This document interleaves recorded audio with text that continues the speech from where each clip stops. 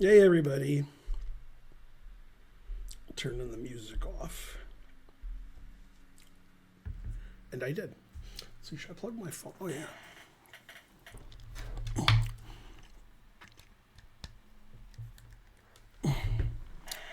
Hey, everybody. I I set a goal. I mean, I tried to. I don't know if it's going to work. I set a goal on Twitch for 1,000 subs, and we have like 920 now. So, okay, that's actually what I was hoping for. It doesn't say anything. Thanks, Al Remek. Yeah, it doesn't say like, you know, you have 919 out of 1,000. Like when you set a goal, it's supposed to tell you when somebody subs like how you're doing. But maybe I didn't do it right. But if trying to learn shows up, I'll ask him if I did it right. I guess I didn't do it right. I don't know how you can do it wrong. You set the goal and push OK. Streamlabs is the old way of doing it. You can do it through Twitch now. It's a new thing. I see it by the About section. Oh, yeah, it's under the stream. Oh, okay.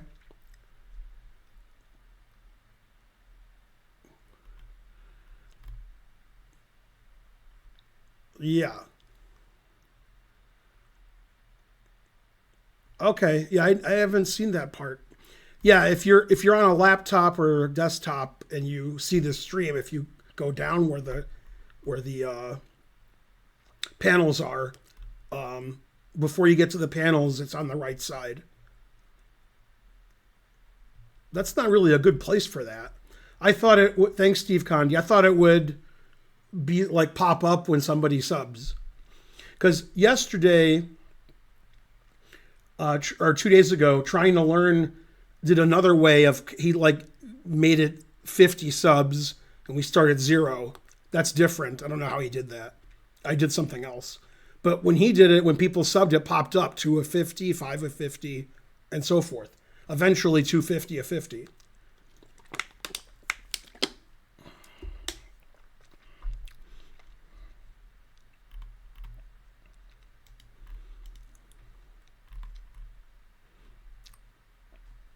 Yeah, who looks there? Nobody would ever look there.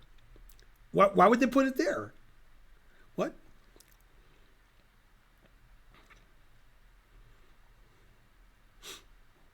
That's the best they do? Oh well. Probably the other way's better where it's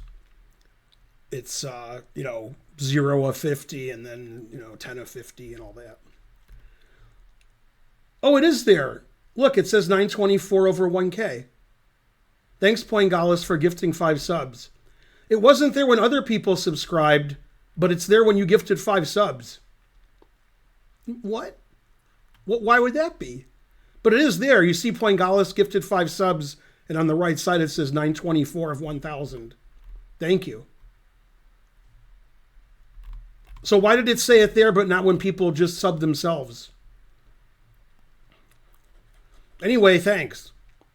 Level 3. So, in the last round of a round robin, when there's huge prizes at stake, you just can't control yourself. Unless you're in that situation a lot, like Magnus or Fabi. But, the women basically never play for that much money, ever, except the U.S. Women's Championship. So they're not used to playing for $30,000 and $40,000. They're used to playing for like $300, like me. And you just can't be you. You just like you're not. And it was like when I got my last GM norm, it was in the Spice Cup, and I got it with a round to go, and I won the tournament. And then I just got crushed in the last round. I couldn't play. And I tied for first as a consequence. But I had 6 out of 8, and the GM norm was 6. And then I just got crushed by Perlstein, like I couldn't play. Jimbo Matthews gave a sub. Yeah, and now it says it. So when people gift subs, it says it, but when they sub themselves, it doesn't. Unless it's changed and now it will say it. Maybe it needed like 5 minutes to perk up. Weren't you like the youngest GM ever? And it says suspicious user monitoring. Wow. It is suspicious. That's why it said he was suspicious.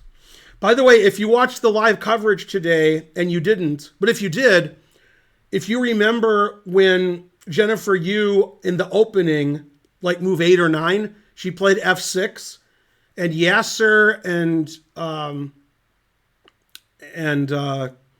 I forgot the woman's name, and Christian and Nemtsova. They were like, terrible, horrible, F6, terrible. And then Yasser said, Grandmaster Ben Feingold says never play F6. I did chat that, but did you hear Yasser say, Ben Feingold says never play F6? I can't believe he didn't preface that with my good friend. My enemy, Ben Feingold, who makes fun of me on his stream. Me and Yasser are like, that, son. Go Hype Train. Let's get to 1,000 subs today, because 4 days ago we had 630.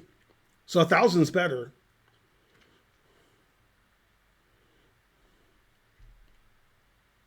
Man, Alex Fishbein, all he does is play F6. Terrible.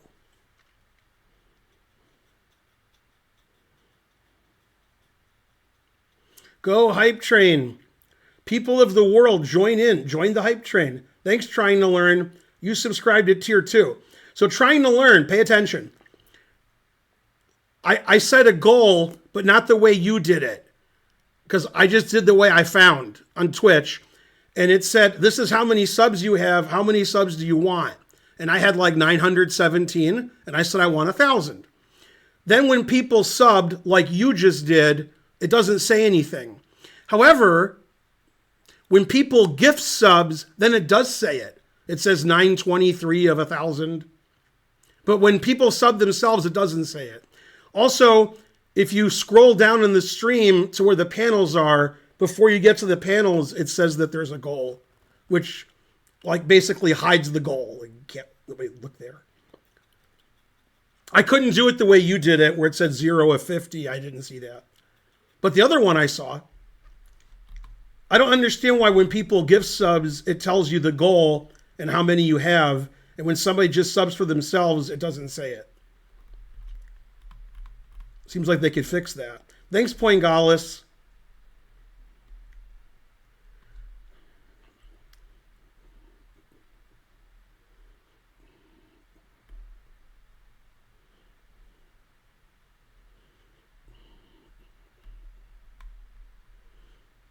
I just renewed and didn't sub myself.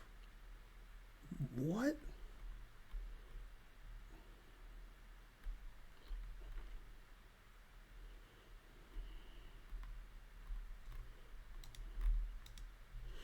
Yay, we had a good train. We went to level 2. That's pretty good.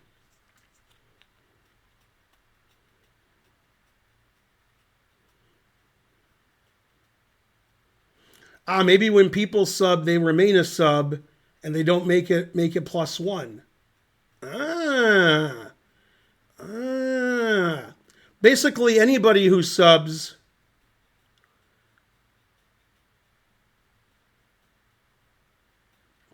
That's right. I don't get a new sub. So that means when you give subs, those are people who weren't subs. So we have, okay, that makes sense. So when one person subs, they're just renewing their sub. Although they're not necessarily renewing their sub, but they could be. So what you guys are saying, there were 3 or 4 instances of people subbing that all of them were renewing. If somebody wasn't a sub and they'd sub themselves, then it would show up, you're saying. Yeah, I agree with that. Yeah, I agree. Yeah, you guys make a lot of sense. So today I thought I'd look at games from the U.S. Championship and U.S. Women's Championship. And I want to complain a little bit. So in any situation where you have a tournament that's open to everyone, and at the same time, you have a tournament that's only open to women, then what people do is they say that's the women's section and that's the men's section. And then somebody corrects that person and says, that's not the men's section, that's open to everybody. So like one's a women's section and one's for everybody. Okay, and so what the commentators were doing and what they're doing in St. Louis is they're misnaming the U.S. Championship and they're calling it the Open section, the U.S. Open Championship. Okay, the U.S. Open Championship is the U.S. Open. That's an open tournament. That has nothing to do with the U.S. Championship. The name of the tournament is the U.S. Championship. All they have to say is U.S. Championship, and they're done. And instead, they kept saying U.S. Open Championship, which is wrong. Then they would say U.S. Women's Championship, and they're trying to denote that one is for women and one's open. It's not open. I mean, you got to get invited and be 2,700. So, yeah, I hate when people call the U.S. Championship the U.S. Open Championship, because the U.S. Open Championship is the U.S. Open, which is a championship. It's a national championship. And confusing the two is bad because the U.S. Open is weak and the U.S. Championship is strong. And so forth.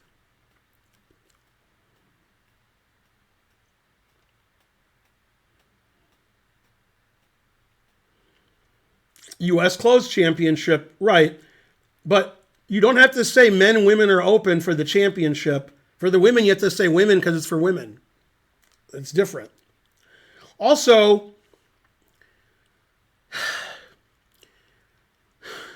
the gawking rabble, they always think when there's a tournament that's open to everybody and there's a tournament at the same site at the same time that's open to women, that it's one tournament.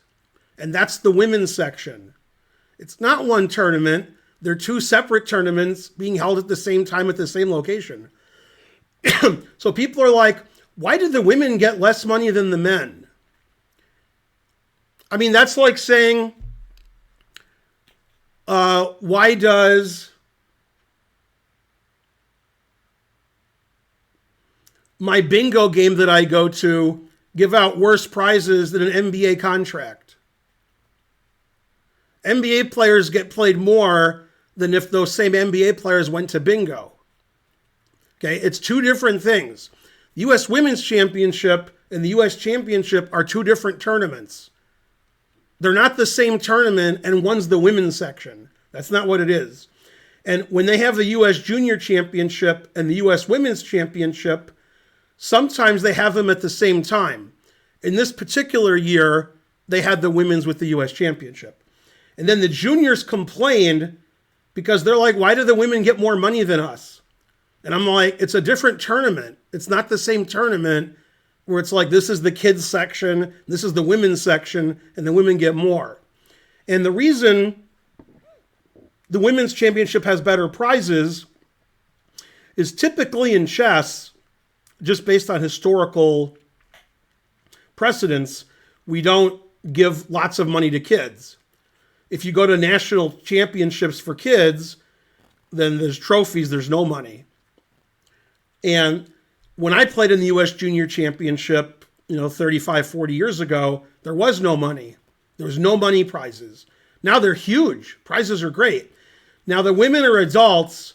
Theoretically, although some of them aren't, theoretically, the U.S. Women's Championship, some of the women could be professional chess players. I said theoretically. Practically, like one of them is, or two, maybe. And then the U.S. Junior Championship, theoretically, they're kids and they're in high school and going to college. However, juniors are really strong now, so they're more professional. So the junior championship, the players are all higher rated than the women's championship. So they like, we're higher rated, our tournament's more prestigious, why do we get less money? And it's two different tournaments. And maybe they should get more money, but they don't. But compared to 30, 40 years ago, god damn, they get more money. I mean, I was playing in the US, I played in 5 US junior championships. I win nothing.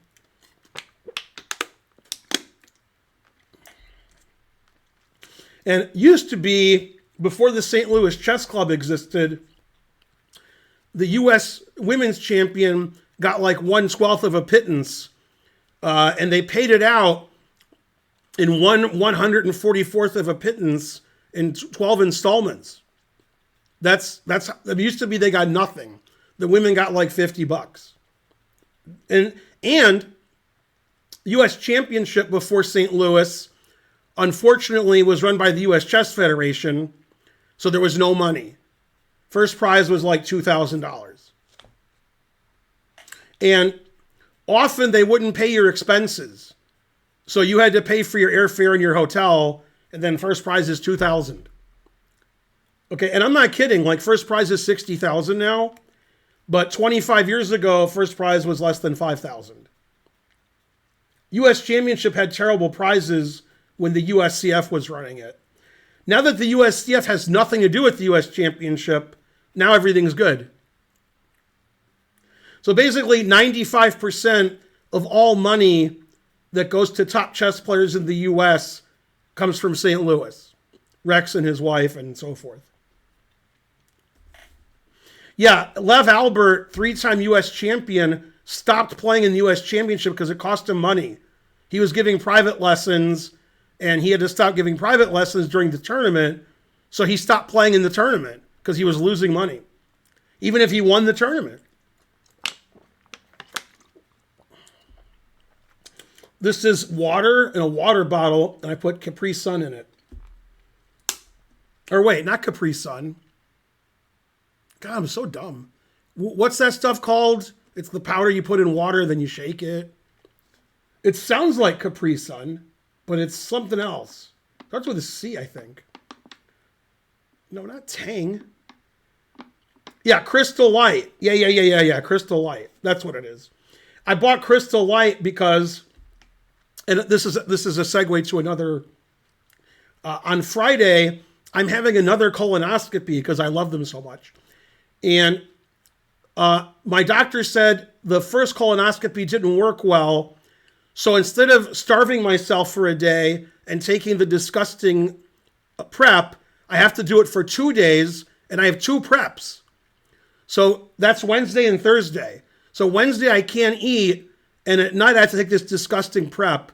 Then Thursday I can't eat, and Thursday night I take the disgusting prep again. Then Friday I can't eat until the surgery's over. So I won't eat from midnight tonight until like 2 p.m. on Friday. As a consequence, I'm not streaming. I'm not giving lessons those days. I'll be in the bathroom.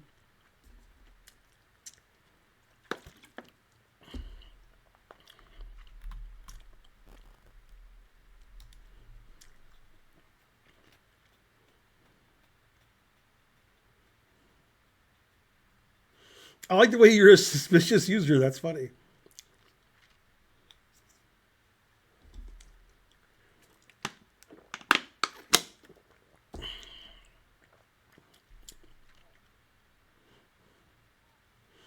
You can only get a semicolonoscopy. Yeah.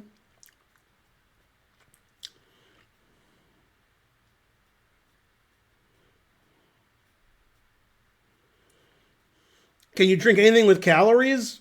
I can have Crystal Light. That has 10 calories.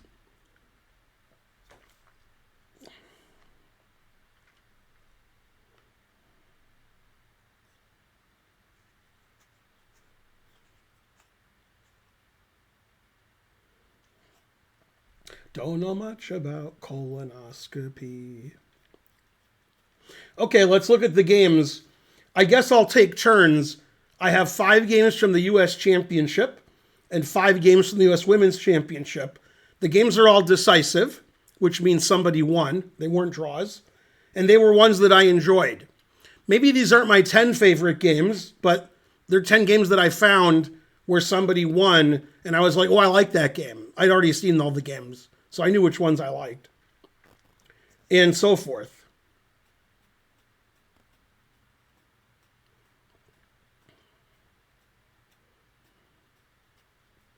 Okay, so we'll look at the game that was played in the penultimate round yesterday between Fabiano and Mishra. In my opinion, which I said on Twitter today, this was Fabiano's best game. That Mishra tied for second, as you all know, except for one thing. So he played bishop b5 check in the Sicilian. Usually Fabi plays d4.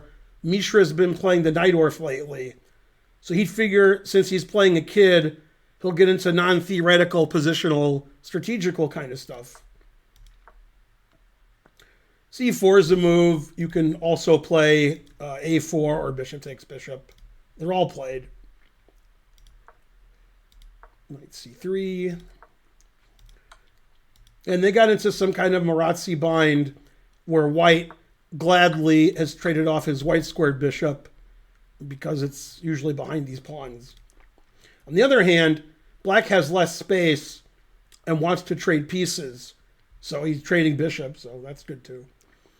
Okay, knight c6, queen d3. The queen protects both pawns and doesn't block the bishop. Bishop d2. And Fabi thought about bishop d2, so that's his first think. So this is a very boring position, but white's slightly better because white has more space in the center. White has 2 pawns on the 4th rank, and black has 0 pawns on the 4th rank. So white's controlling more territory in black's position.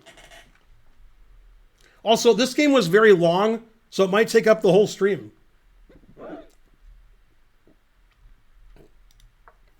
Okay, a6. At some point, black may want to play b5. So if you're like, why did he play a6? If he plays b5, that's why. Okay, rook b1. He wants to get the rook off of this diagonal and perhaps move his b pawn himself and gain some space. Knight g4. Abi wants to play knight e5 and trade pieces and open up the diagonal for his bishop. In a lot of these openings, these kinds of variations, white plays h3 relatively early to stop black from doing that. But I guess Fabi literally didn't care, or figuratively. Queen e2, the knight's coming to e5, so he gets his queen out of the way. Rook fc8, showing his intention when he plays knight e5 to attack the c-pawn, either with knight a5 or one of the knights to e5. The reason he plays this rook to c8 and not this rook is he hopes one day to play b5, and when there's a trade on b5, we open up the a file for the rook. So if black does play b5, these are good squares for the rooks. Knight d5, threatening a triple fork. Black plays the only move, queen to d8. And white played bishop c3. The engine doesn't approve of this move. It thinks that black is equalized. Yay, Boats has live is rating with a party of 1352. I hope you guys had a good stream, and we got to do some kind of collaboration soon. So, hit me up on Twitter or X or something. And let's give a shout out to Boats has live. Okay, we did. And just keep giving them shouts out. And even if they're not streaming, I want you guys to go to Boats has live and wait for them to start. You don't have to go right now, but pretty soon. You rated a good stream because I'm looking at U.S. Championship and U.S. Women's Championship games.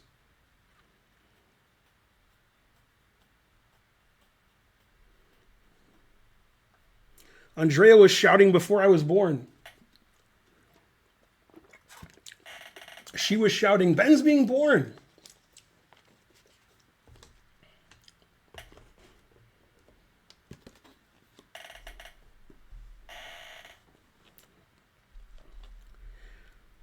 Etc.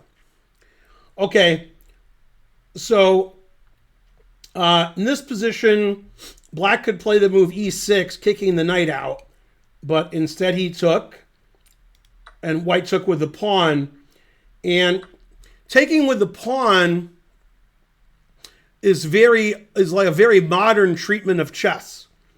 So most weaker players can sort of understand, I mean, they can't, but sort of understand what an isolated pawn is and what a doubled pawn is, and somebody told them that was bad. And what's more important than pawn structure is activity. And most weaker players aren't interested in activity because they don't know what that means. So obviously, by taking with the pawn, our rook is more active because our rook was behind a pawn. And now we're threatening the pawn and we're threatening knight b6. And Fabi actually has a way to fix his pawn structure, which he did shortly. But before that happens, black has to stop knight b6. Okay, good luck. So the engine wants to play b5, which obviously helps white's pawn structure because white's going to win a pawn. But Abi played, it's Abi and Fabi, I never realized that.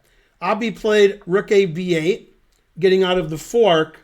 And in this position, you could argue, which Yasser and Christian did, that white could repeat moves here, draw by reputation, and he'd probably win the tournament. He was a point ahead of the field, so drawing would keep you, ahead of the field. And obviously the way to do that, and frankly, is knight b6, knight d5, and then if black wants to play for a win, plays rook d7, then knight b6.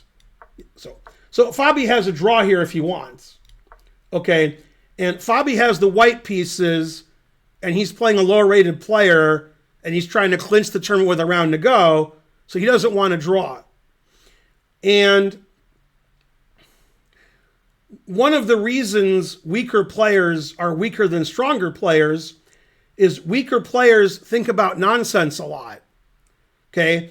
And that's why when things happen in the Middle East or things happen in Congress, people go on Twitter and go, this is terrible because blah, blah, blah, blah, blah, blah, blah. Okay, that's what people do. They don't know what's going on. Their information isn't accurate, but they think they know better than everybody else, and they complain nonstop on the internet. And that's because people think about stuff they shouldn't think about because the typical person is quite stupid. And they like being stupid. Okay, being stupid is much freer than not being stupid. If you're not stupid, you got to play the best move every move in chess. You have to. Okay, so you're sitting there going, I'm not stupid. And then you make a good move. And that's hard. Being not stupid is hard. Being stupid is easy. Okay, you could sack your knight. Okay, that's stupid. You could sack your knight here. You could sack your knight here. You could sack your queen. All those moves are stupid and require no thought. And then you could be happy. Okay, and that's what people are. And that's why we're in the situation we're in now. People are stupid. So Fabi, unlike the typical chess player, is good. And he's not stupid. He doesn't think about, I can draw by repetition, and then maybe I'll win the tournament. That's just what stupid people think about. Fabi thinks, I'm Fabi, and this guy's Abi. And Fabi sounds more authoritative than Abi. It's like with an F at the beginning. And I'm higher rated than my opponent. I'm better than my opponent. I have a better position. I have the white pieces. And I'm going to play the best moves. And when I play the best moves, I'll win. As a consequence, Fabi won a lot of games in this tournament. He won half of his games before a perfunctory draw in the last round. Okay, but what you should learn about chess from that isn't anything chess related. It's that you're stupid. That's what you should learn. Okay, now what happened to me was I used to be good at chess, and now my brain doesn't work anymore. I forget everything. I can't see anything. So I've become stupid, so I have to stop playing. because it's embarrassing. Okay, so he played the move c5. I told you he was going to rectify his pawn structure. And what's funny is black has some issues here with his queen. And after c5, he did not play d takes c5, which would actually be a mistake. If he plays d takes c5, then we can play knight b6 attacking the rook. Probably you move the rook. Then rook d1 attacks the queen. The engine says the other rook is the same, but okay, I would take this rook. Now the queen is almost trapped. It has to go to one of these squares, e8 or f8. Now we play e5, which almost traps this knight. And we're going to play h3, and we're going to play e6. And this knight is very annoying. It's very hard for black to do anything. And the engine says white is winning here, plus 1.6. White has too much initiative. So instead, Abi played knight e5 to trade pieces, because if he trades pieces, he won't lose. Knight e5, obviously the knight takes, because your knight's hanging. Okay, and f4, and white does a kingside attack, because black's pieces are all on the queen side, and there's no bishop here on g7, because Fabi traded it off. Knight goes back to d7. We mess up black's pawn structure. And then we play f5. So Fabi has a big attack. He has a bind. And the most important thing is his rooks are better. Okay, this rook is useless. This rook is almost useless because it's attacking a pawn that's defended by the knight. But my rook is on this half-open line, and my rook is on this potential open line, and my knight's better than your knight. And Bobby Fischer would like to move f5, because Fischer famously said, you got to give squares to get squares. So he had to give e5 away so he could crush his opponent. So obviously, black played, I was going to say knight e5, but he played queen g5. I guess he could play knight e5 whenever he wants. Rook f4. Fabi's going to double up on the bubble up. Knight e5. He doubles up on the bubble up. And these rooks are just terrible, frankly. Okay, rook c5. You must have heard me saying the rooks are terrible. And the engine says white's completely winning here. Okay, now Fabi played queen e3, and this puts some pressure on black. For example, if I play fg and you play fg, rook f8 check wins your queen. So black has to be careful here. He played rook f8. Engine doesn't like that move. Fabi played queen h3, and he said, well, if you're going to defend the f file, I'll mate you on the h file. I wonder if he actually said that.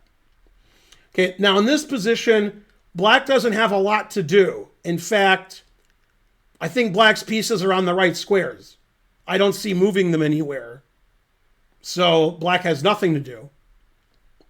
And in this position, Mishra played the engine move. Black is just going to lose slowly, so he sacrificed the exchange based on the famous saying, always sack the exchange. E takes d. And now he figures, I have a knight on e5, I'll just chill. I'll just sit here and I won't lose. So he played rook e8, and he said, I'm not going to do anything, you try to beat me. Okay, and Fabi's like, I want the exchange, so okay. So fg, queen e3, and now white has a long technical task ahead of him trying to break through black's defenses. And the two things we can attack are the b7 and the d6 pawns, because they're weak, they're not defended, and this one's isolated. And otherwise, I don't see much for white to do other than h4, h5. And I'm not sure that does anything, but I don't see anything else to do. I see attacking these pawns and playing h4, h5. So queen h3 does both. It lets me play h4 if I want, and it lets me play queen b6 with a fork. Queen d8 was played, which stops queen b6. And he played h3, stopping the knight from going to g4 later, but more importantly, giving the king luft. And Abi says, I'm not going to do anything. I'm just going to sit here and try to beat me. Okay, queen d4 pins the knight. Now white's threatening rook f7 check. So he stops it. Rook f6. He wants to play rook e6. Also puts pressure on the d-pawn. He triples on the f-file, tripling up on the bubble up. Now white wants to play rook f8, I assume. Queen b4 threatens the d-pawn. Knight c4 defends. Plays rook f2, getting his rook off of the attack square that's attacked. So far, white's not doing very much. Now he wants to play queen e8. He can't play b5 because queen takes a6. So he plays queen here, stopping queen e8.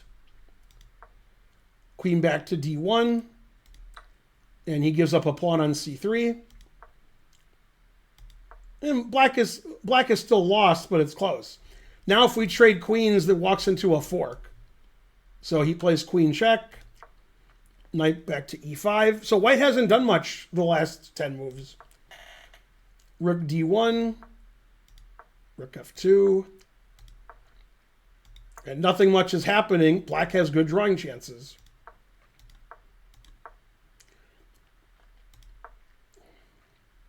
And they trade queens, which I guess black has to do because black's queen is attacked, his pawn is attacked, and his rook is attacked.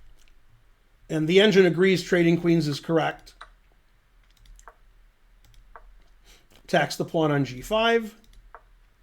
Sacrifices the d-pawn. And Fabi wants to play rook b8, rook takes b7 with a winning position. So, problem with black's position is if I was black, I would want to play rook b5 so that after rook b8, I could play rook takes b6. However, after rook b5, we can check and take the pawn on d6, defending our pawn on b6. And because Abi played g5 and h5, his king could get checkmated on the 7th and 8th rank. My rook goes to the 6th rank, my other rook goes to the 7th rank, so forth. So Abi plays g4. Now he won't get checkmated because his king can walk up. Rook g8 check, forcing the king to the h-file. And then rook b8. Very nice. Rook takes check. And Fabi has a passed d-pawn that's basically too strong. Too strong. King g7. Let's see what happens on knight d7 because that's the move I would have played. Then it says rook here check. Rook takes g4. And then I guess white wants to play rook f3, rook h3 mate.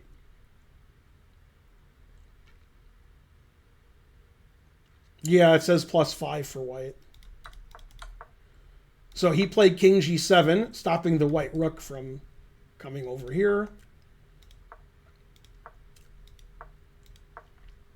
White finally played b7. Black gave a couple checks.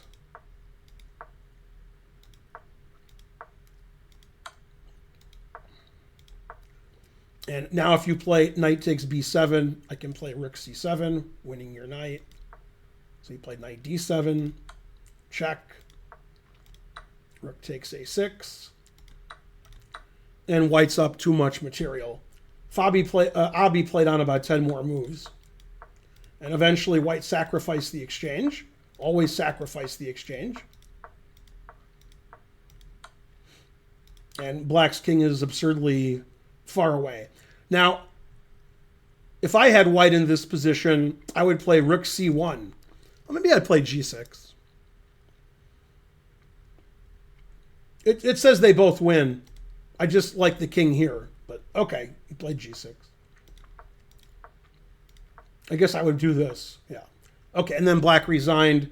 And the reason black resigned and why you shouldn't resign is white's going to win the rook for his pawn, and then he has to know how to mate with a rook. Some of your opponents can't mate with a rook, so you shouldn't resign. But Fabi can mate with a rook. So then resigning is reasonable. Pinned by trying to learn. No! I hate when things are pinned. Can you explain to bind and what can be done against? I mean, how do you unpin stuff? Ah, that's better. I hate when things are pinned. Well, the Marazzi bind, which is probably the only bind in chess, we're stopping black from playing d5, and black doesn't want to play e5 because that weakens everything. So these pawns are putting black in a bind because black can't advance in the center or break out with d5. Although black sometimes does break out with d5 by playing e6 and rook d8 and so forth. So this is the bind, and then usually when you're in a bind and you have less space, you want to trade pieces, which Abi did. But eventually Fabi went forward, and since Fabi has an extra, letter before Abi, he won the game. Next time Abi will change his name. I mean, what's funny is Fabi and Abi aren't either one of their names. That's what we call them. I mean, you don't call him Abi because you don't know him, but I know him, so etc.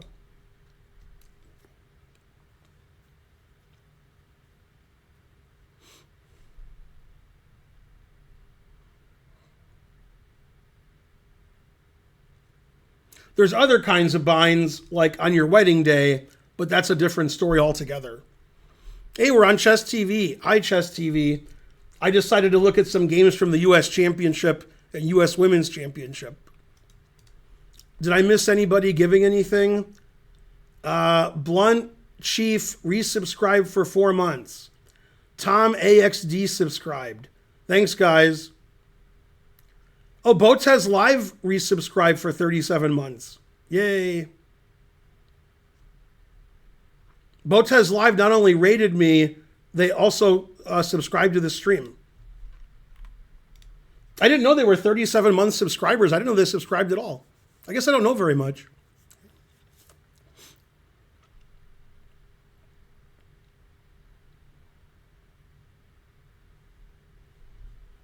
Okay, so I want to look at a women's game next. Now, this game I haven't looked at yet. I just saw the final position, and as a consequence, that became one of my favorite games. Only knowing the final position, and I saw the opening because I saw Yasser and Kate talking about it. Okay, so this is Tatev Abrahamian, who came in 4th, against Irina Krush, who tied for 5th. And they've played many times before in this event. It's an open Sicilian. Krush plays this line with black reasonably often. And then Tatev played g4. Tatev plays caveman chess. She plays for mate when she has white, and with black, she just plays badly. So she does better with white. However, her caveman chess with white is really good. She's like Carissa Yip. She tries to mate you, and she's successful. And then you lose. So when Tatev's white, she's super tough. And when she's black, it's just a free point, basically. Krush is good with either color. Krush wins games with white and black. But the way to beat Tatev, which I've done 3 times, I'm 3-0 against her. Actually, we drew the last time we played. Forgot about that game. The way to beat Tatev is to prepare, because she's easy to prepare for. She always plays the same stuff. Then play a move she doesn't know on move 7 or 8 and look at it a lot, and then she sits there confused. Okay, if you play the open Sicilian, if you're black, then Tatev will beat you.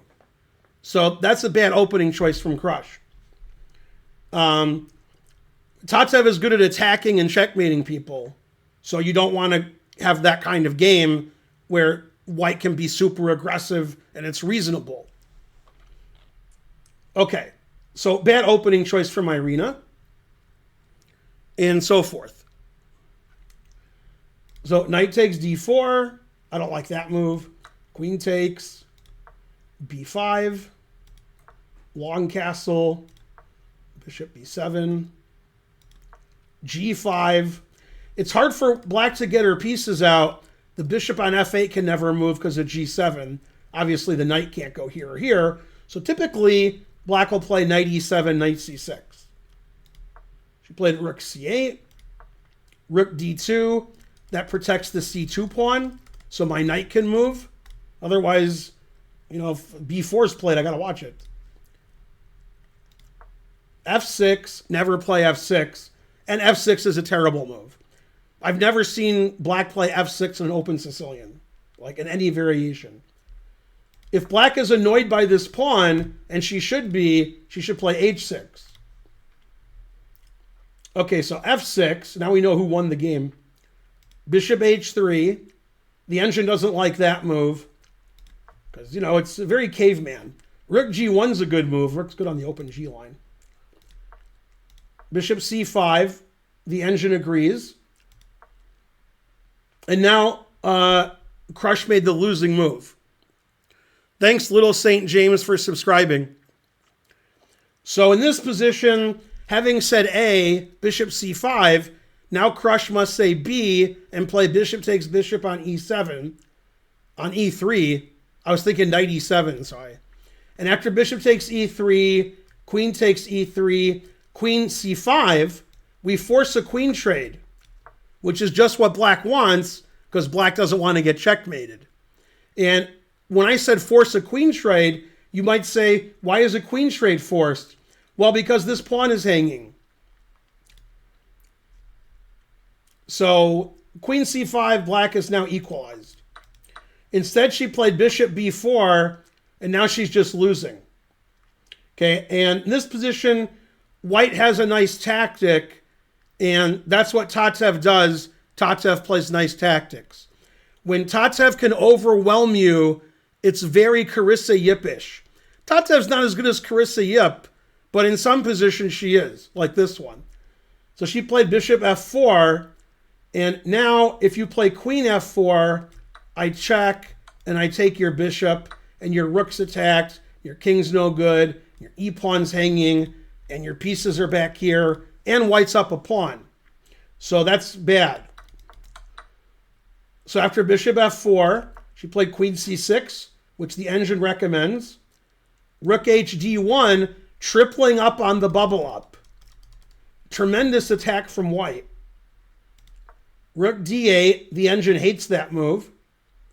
Queen G3, engine agrees with that. Now, if white had her druthers, she'd probably play GF and move her queen down here, or she could play bishop C7 and take on D7. Knight E7 was played. Bishop D6, excellent move. Bishop takes C3. Pawn takes C3. Black can't castle because this white has the two bishops. White has more space on the king side, and black's king and rook can't get to safety. The engine says black can resign. Knight G6, GF, GF. Bishop to C7, as I indicated earlier. And rook takes D7. So the problem is, if black gets the two rooks for the queen, then white plays queen D6 check, and the truth hurts.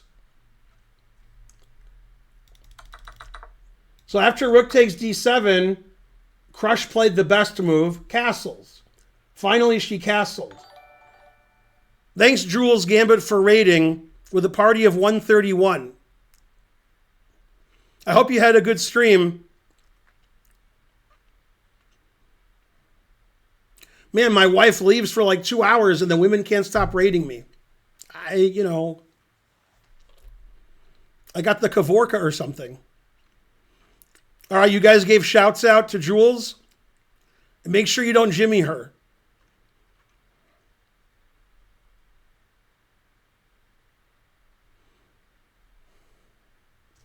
Go, awesome stream. Jules, you look like somebody, and I know I'm insulting somebody, but I don't intend to. There's a woman who's famous now for being kidnapped in Gaza. She's French-Israeli. And she's like she did a video that Hamas put out like I'm kidnapped and, and whatever. The only one that I've seen, and you look like her. I think you look like her, but that's me. You guys know who I'm talking about? No?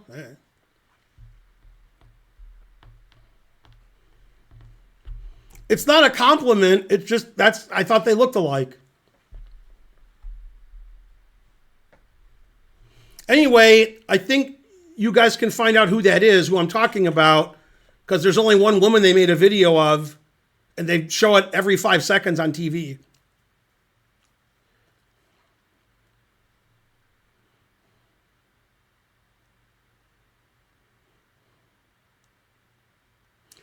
Just looked it up. I kind of see it. Okay, so kind of. Cute Kitty Cat 2 gifted a sub to Drool's Gambit. We have 931 subs out of 1,000.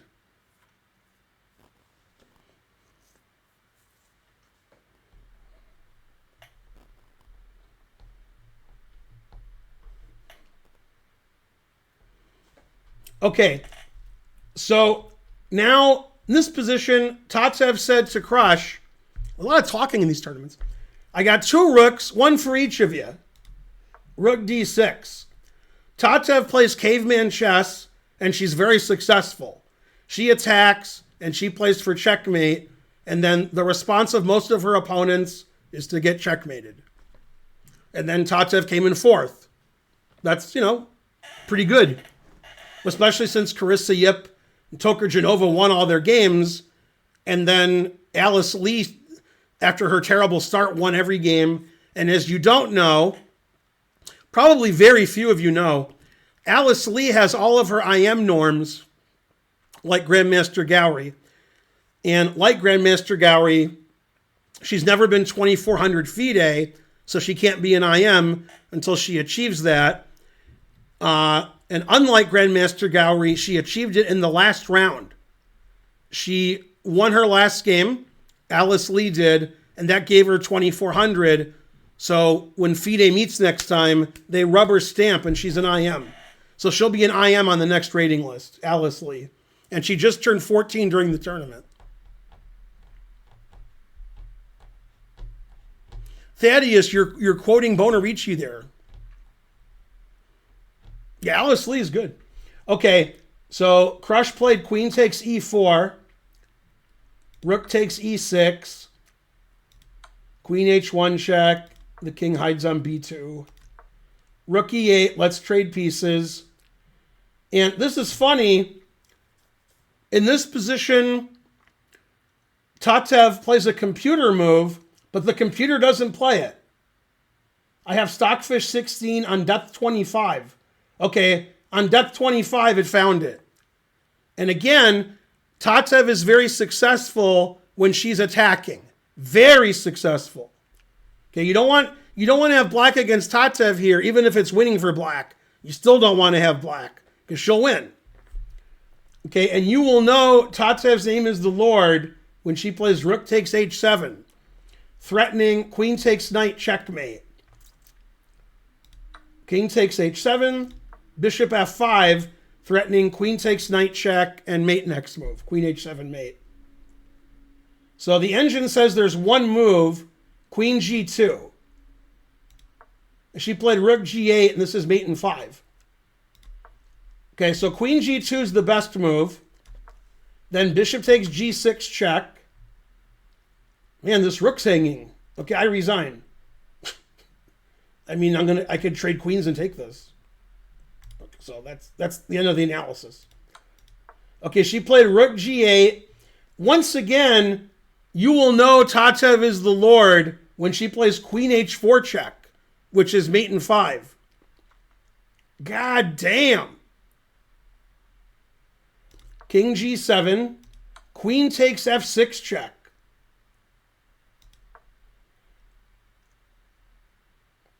Queen h4 check, always repeat. Rook takes g6 check, and queen f6 mate. Now, God knows what it's like when Tatev has a gun. And this is against like 8-time U.S. women champion Irina Krush, unless she won it 9 times. Krush has won the U.S. women's with a perfect score. So that was the wrong opening to play against Tatev. You don't do that. You can't do that against. You can't poke the bear because she'll kick your ass. And so forth. No, but Irina Krush is a good sport. She played till checkmate. People like that.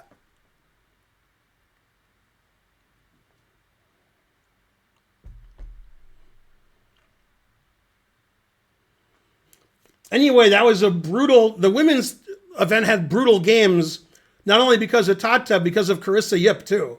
There was some brutality in that tournament.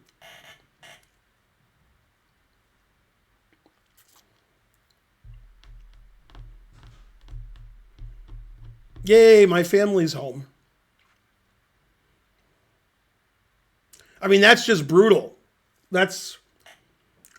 I didn't see the game either. I saw the first 8 moves in the final position. And I was like, that's the wrong opening to play against Tatev. So you have to understand something. There's 2 parts of chess. There's how well you play, or in some cases, how badly you play. Then there's how well your opponent plays.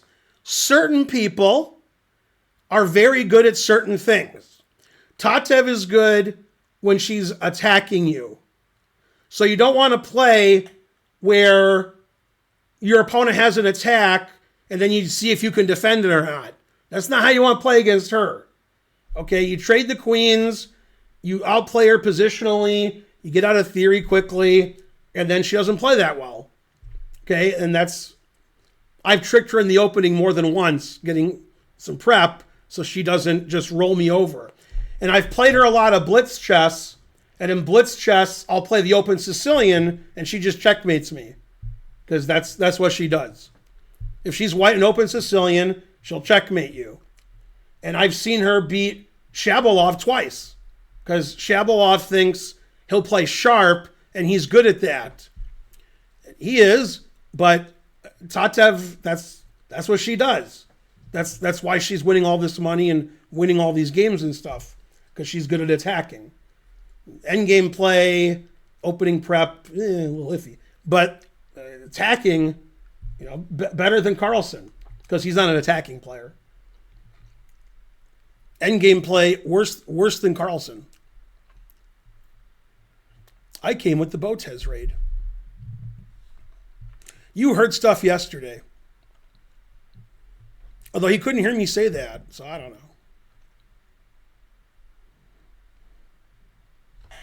I have to fix this computer, which doesn't affect you guys.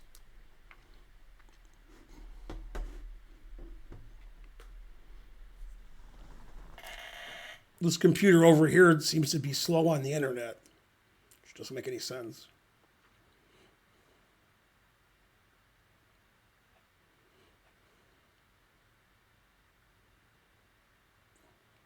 I wonder why that computer is so slow.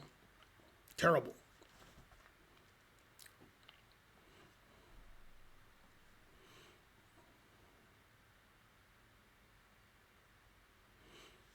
You drew a 2,000 as a 900. Does that make me slightly decent? No.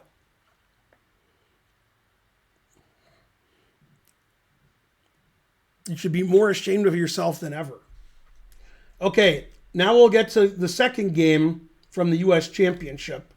This is Hans Niemann versus Fabiano Caruana. Fabiano was black. Fabiano said he thought this was the most important game or his best game or the game he liked the most in the tournament. So I figure I should show it. Okay, so they played their usual Italian stallion. 2 knights, what else? Transpose into a gioco piano to Italian game. Boring.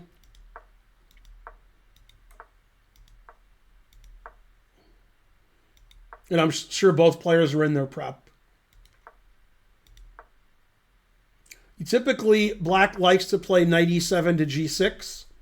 And if black's knight's not going to be on c6, then white typically wants to play d4. So that's what happened. Okay, and Fabi did play his knight to g6. Bishop a4 is a good move because Fabio's going to play c6 next move. Knight h5 is good. Knight f1 is good, maneuvering their pieces around. Knight f4. Knight g3. All these moves are good, and the engine says it's equal.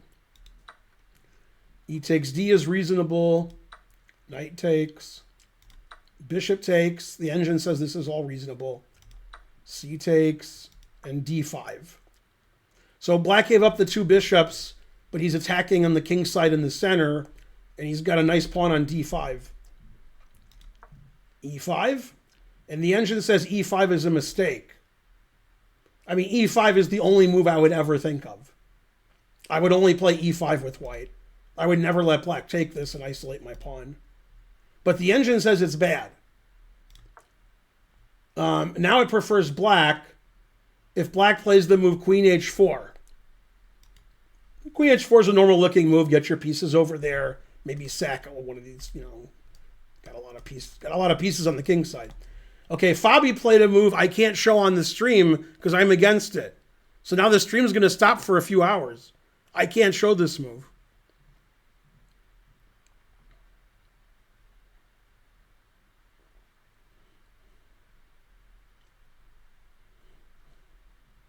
Exactly. Fabi never played f6. Okay, the engine's not thrilled with that move. Now Hans played very nicely. Hans got rid of all of black's attack by trading and trading again. And then white has a nice pass pawn on e5. And so it doesn't like what Fabi did here. Fabi played f5. Now in this position, in the live commentary, they were singing Hans's praises for basically refuting f6, and now white has the advantage. And Fabi played f4. I'm sorry, Hans played f4. And they were like, white has a big advantage, and maybe black can draw. That's what Yasser and Carilla and Kate were saying. Then I came back to the game like an hour later, and it was like the opposite of what they were analyzing.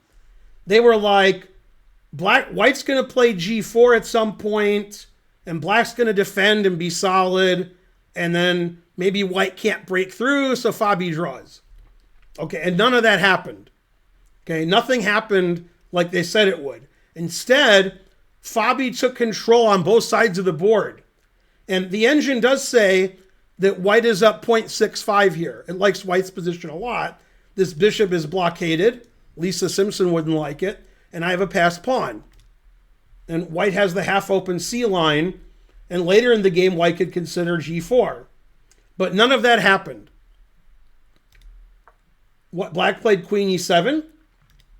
And white played a3, which the engine says is slightly inaccurate. It wants to play rook a c1. But he played a3, so you couldn't play queen b4. So it makes perfect sense. So c5, reasonable. Rook a c1, c4. So black sort of took control of the queen side. And in this position, the engine still prefers white. Queen d1, engine likes that move. King h8, and Fabi shows his intentions of playing rook g8 and g5. Now, what's funny about this game is it's all blocked up. Everything's blocked. And so typically, if things happen like that, you get a colonoscopy and you figure out what's going on. Hey, I sent you a text. Yeah? Let's see here. Darn, sorry I missed part of the game. Why did it get blurry over here? It's not, the internet's really slow on that computer. That's why it's blurry. I refreshed and it didn't help. Okay. Yeah, the computer maybe should be rebooted or something. Yeah. I decided to look at 10 U.S. championship games. Yeah, that's good. Although I'm on game 3, so probably I won't look at all 10. Man, Tatsev today just destroyed Krush. And Krush went to the city hall and applied for a name change. Crushed. Yeah. Man. Darn, I'm sorry I missed that, but I watched the VOD. Mm-hmm. But, yeah, carry on. I'll sit down in a minute.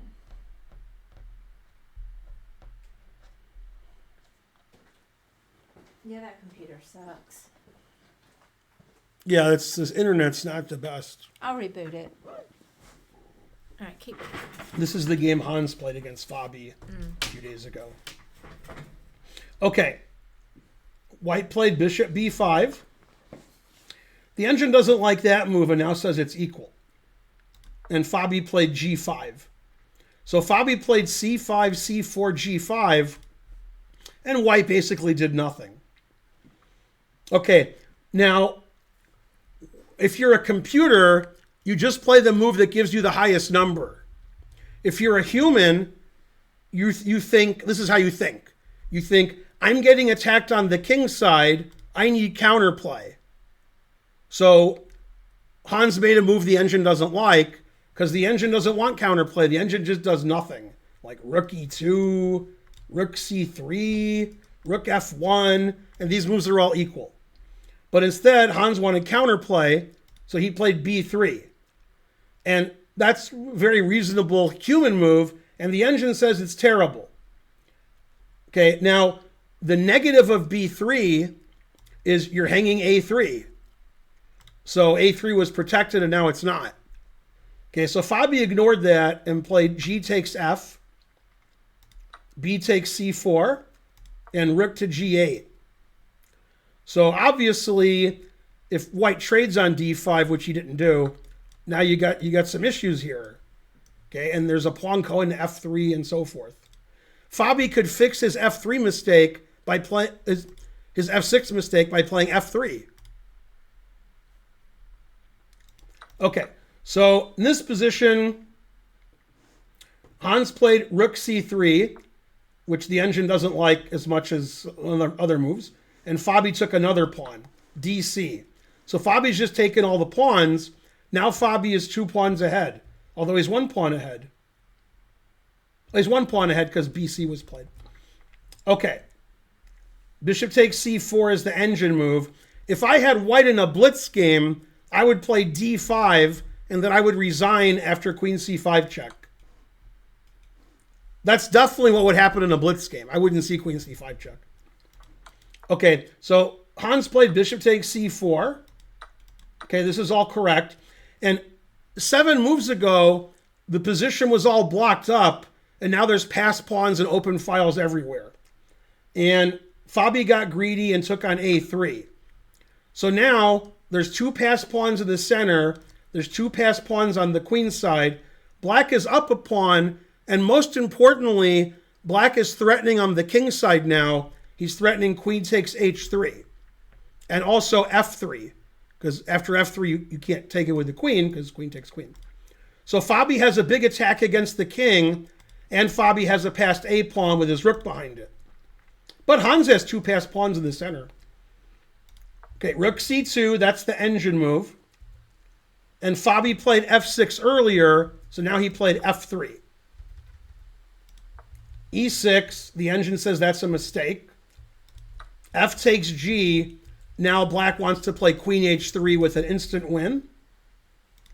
Queen e2, the engine says that's a mistake. He should play queen h5, defending his pawn on h3, but he's still losing. Queen takes h3, and now we have 7 passed pawns, what else? 7 passed pawns, what else? Okay, and Fabi's threatening queen h1 check, queen e5 check, rook to g7. In this position, the engine wants to play queen h2, and it says Black plays queen d3 and wins. But Hans played rook cc1. Black played queen h1 check.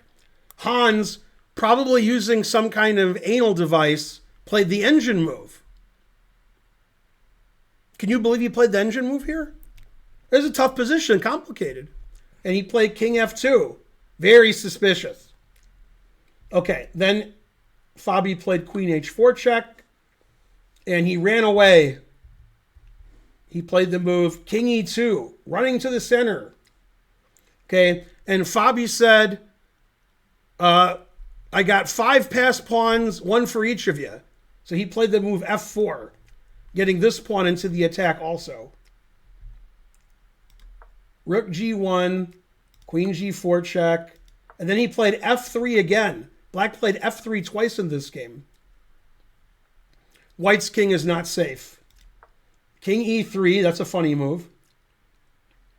King E3, black played a move you would never think of.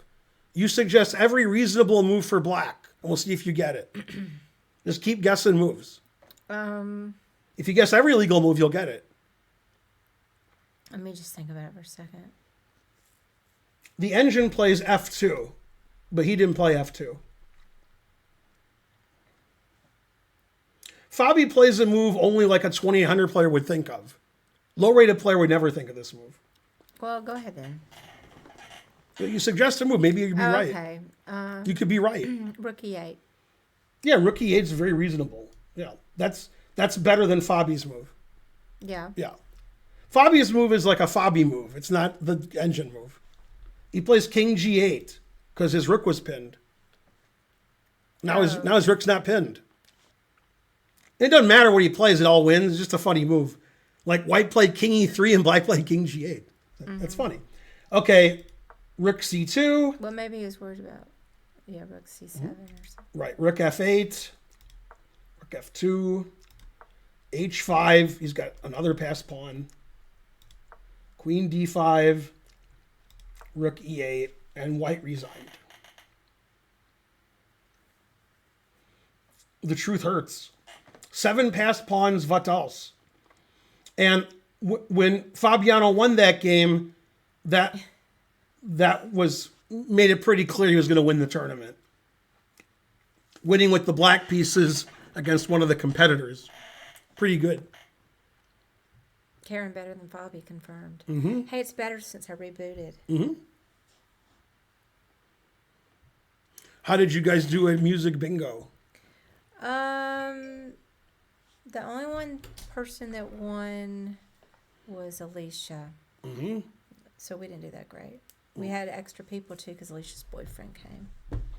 Okay, let's do a thing. What is it called? A marker.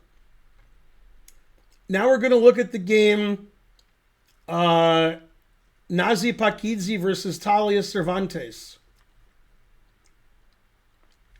Okay, now, occasionally, Karen will say something like, I didn't know the opening or something. She doesn't say that, but we'll pretend she does because it helps my story. Okay? And then, when I play online, I move my queen every move, then I move my king every move, and then I play H4, H5, and I'm just kidding, and then I win because I don't care about the opening. Okay? This game reminds you of how I play when I'm playing like 10-second chess. You know, where all my moves are absurd. That's what happened in this game. There's no theory. There's just craziness.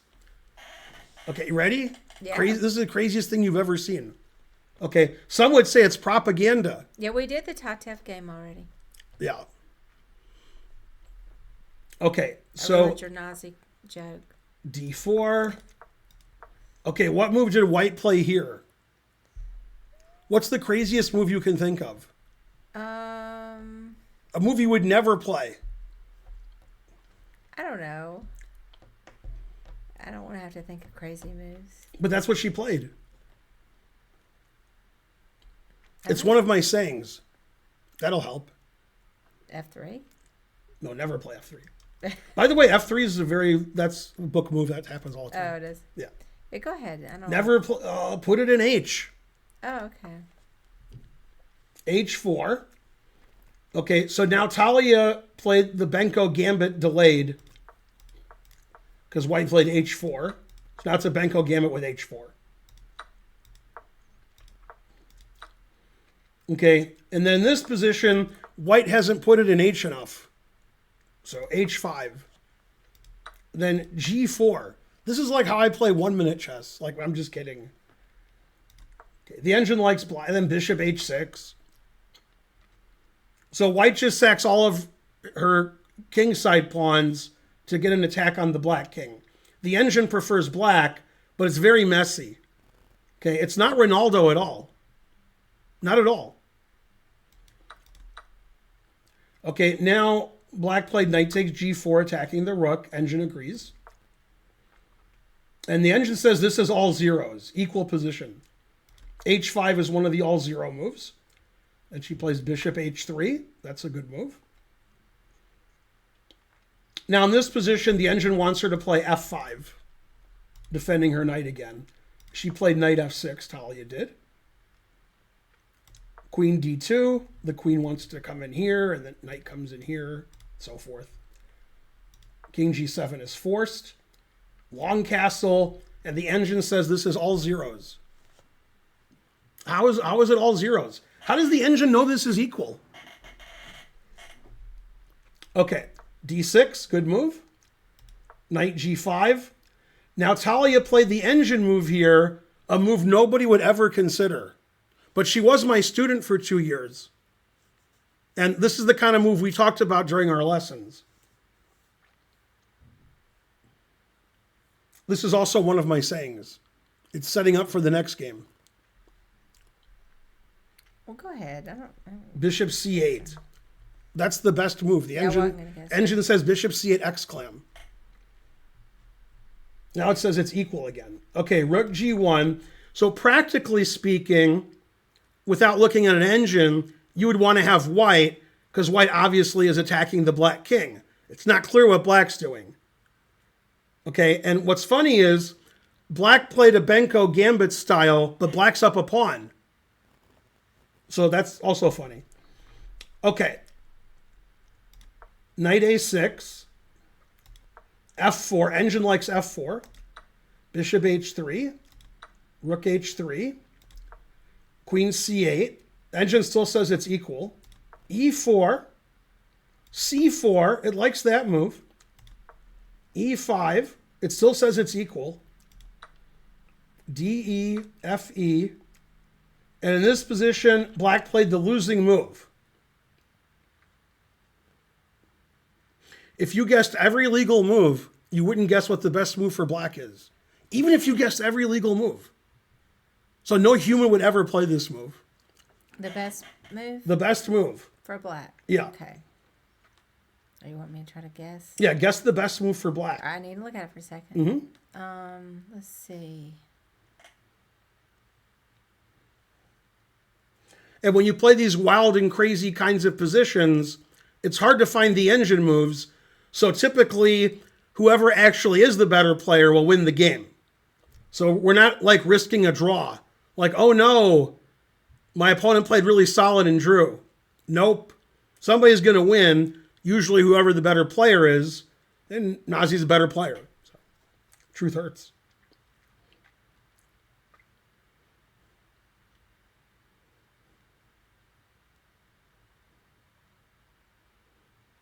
Darn, I'm not sure. I'm going to give up. Giving up is correct.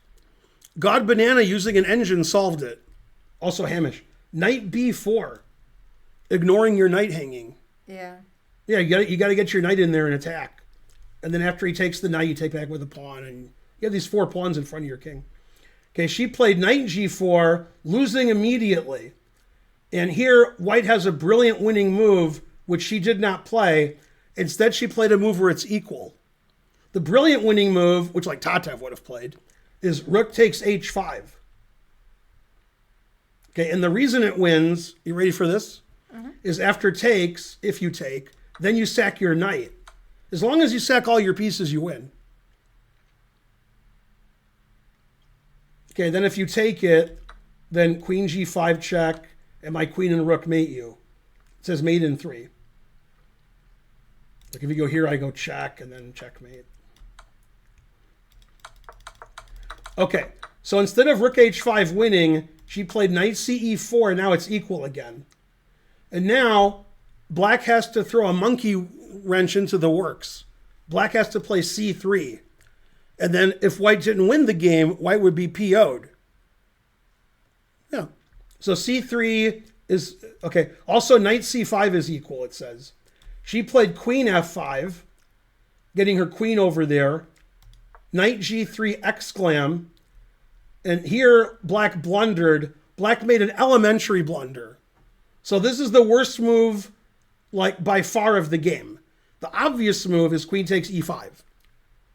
Okay, and now white wins with a knight sacrifice, But it's very complicated, but white's winning. But she played a blunder, queen d3, winding up her queen with the rook. Oh, yeah. I got 2 words for you. And the first word's time, and the second word's trouble. Yeah. It had to be time trouble. Knight takes h5 check. Rook takes queen. And now she plays the same winning tactic as before. Right. Except she's a queen up. So that's advantage.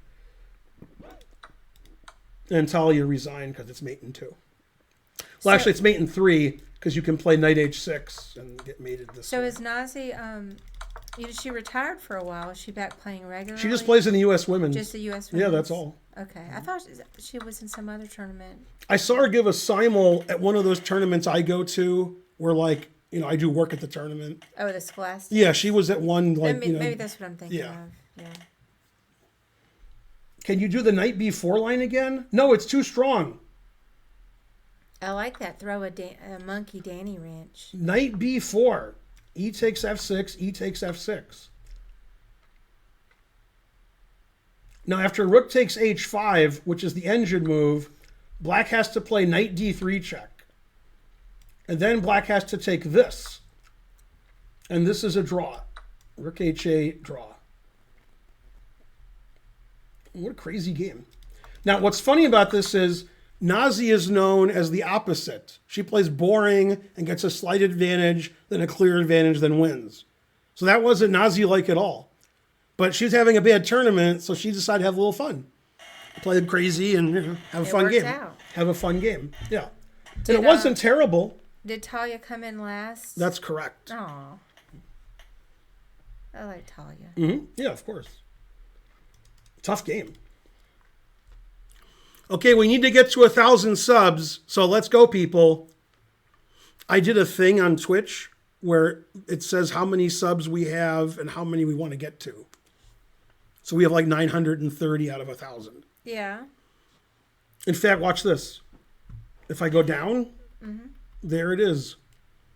Oh, 70 more subs to go. And then when new subs happen, it tells you. Is that like some kind of plug-in? Or? It's just on Switch. I just click something. Like it was easier than plugging in. Okay. I went to like somewhere that Trying to Learn told me.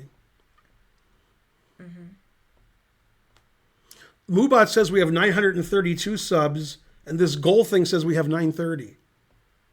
Everybody's lying. That was an interesting game. Okay, next game, which people asked for already, is Ray Robson, Jeffrey Xiong. This was the most exciting game of the U.S. Championship. Is Now- Jeffrey back doing regular tournaments as well? Yeah. I didn't even know that. Ray Robson started out really badly. He was fighting for last. Then Ray Robson won like 3 games out of his last 5. So he ended up tying for 5th or something. Yay, thank you, Glum Hippo. Yeah, see, it says 931 out of 1K Where am I? next to Glum Hippo's name. Oh, I see it. Yeah. Yeah, that's cool. Although, then Moobot says we have more subs than that.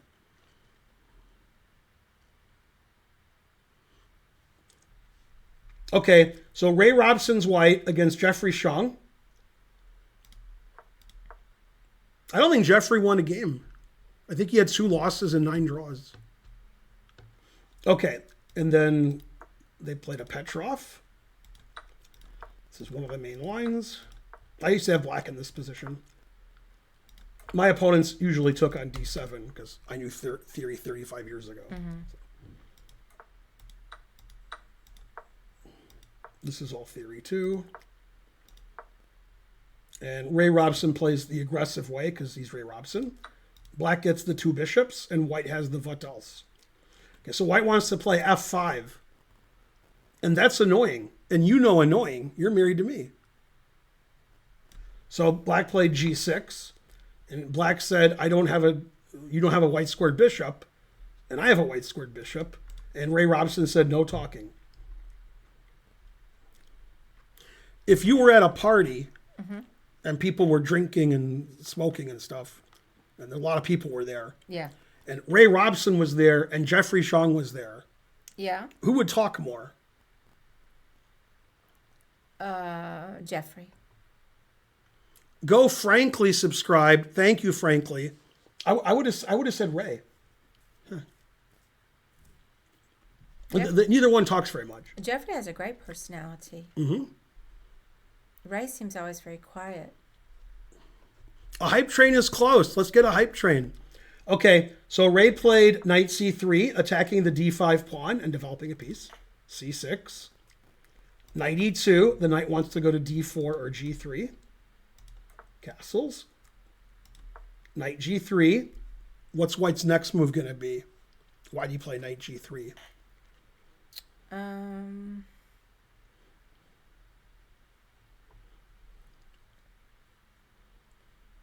me see.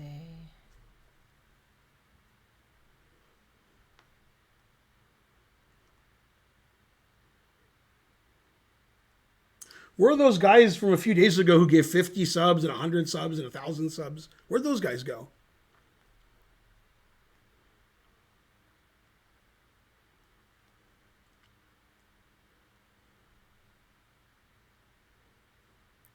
I'm not sure.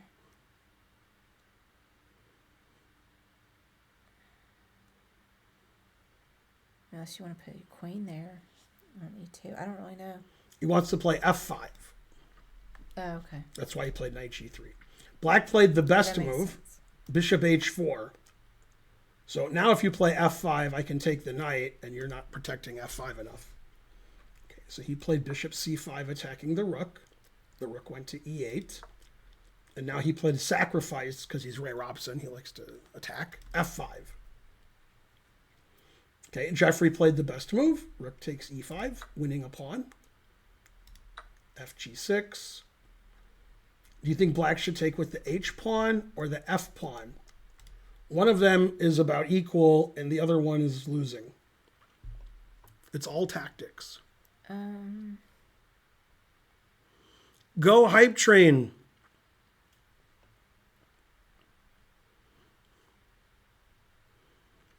We need 100 bits to get the train started.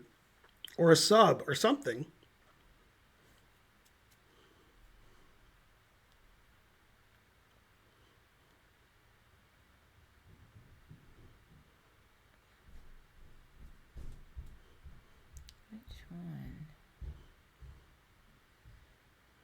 Yeah, I guess you have to take with the h pawn. Right. What if you take with the f pawn?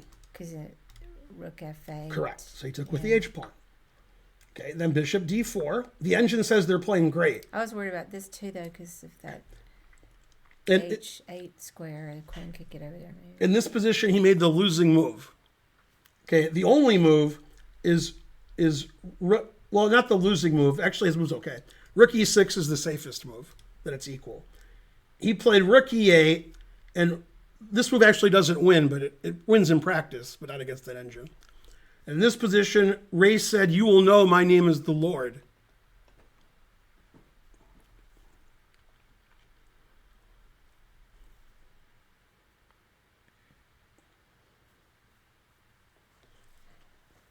Black has the two bishops and an extra pawn. How could he lose? So what brilliant move did Ray Robson play? Yeah, I'm going to look at it. Let me see.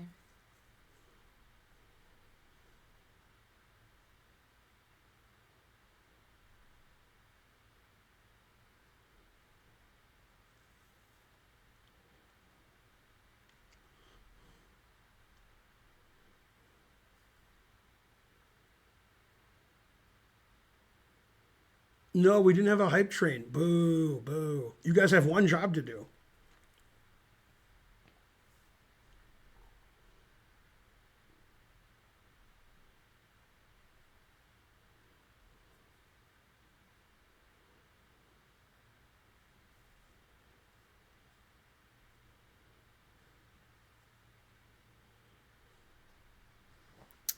Well, let's see.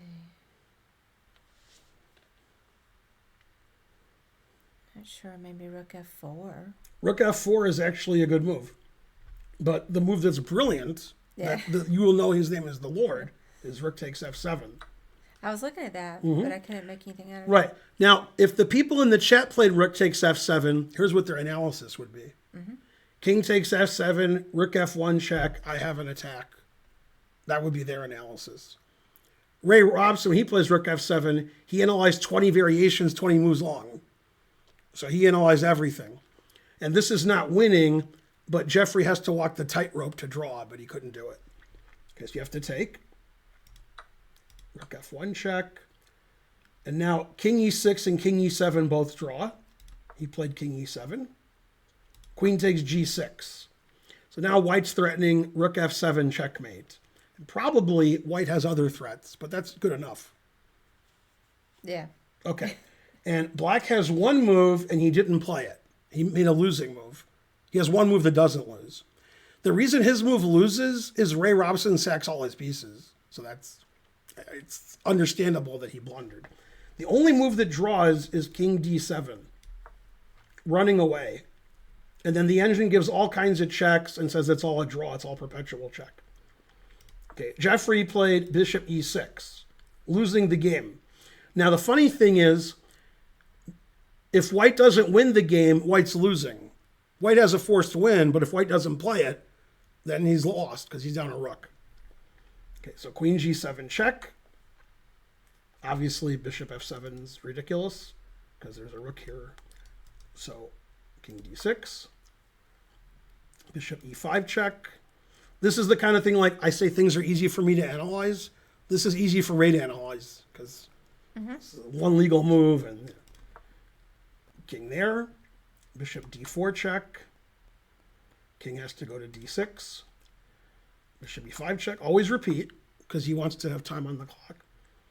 Bishop C7. That's the crushing move. And that's a clearance move. It clears this diagonal for White's queen. So you're threatening the queen, and more importantly, you're threatening Queen C3 check, which is going to lead to mate. Bishop F6, that's the engine move. Rook takes F6. Now the queen can't go to C3. That's why Jeffrey did that. Rook G8. Now White only has one way to win. Like if this was like one of those puzzles we do, which we usually do tonight, this would be rated like 3,700. And Ray solved it in a tournament game. All right. Do you want me to? Yeah, try to figure out the way White wins. Okay. Let's see. Check.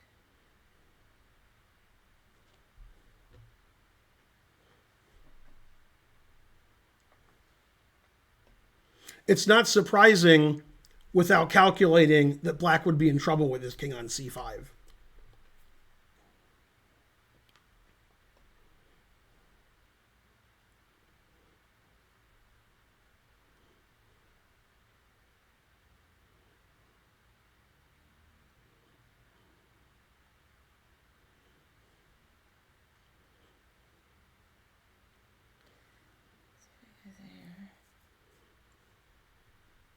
Rook takes E6 is double question mark. Very good. So you're right.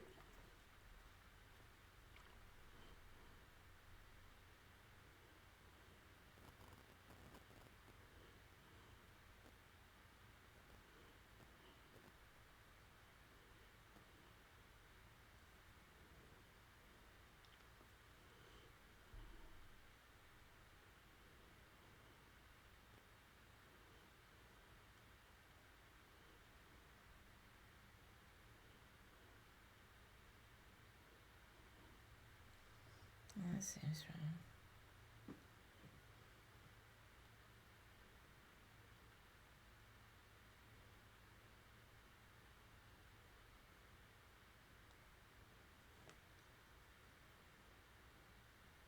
I'm not sure unless you get that knight involved. 94.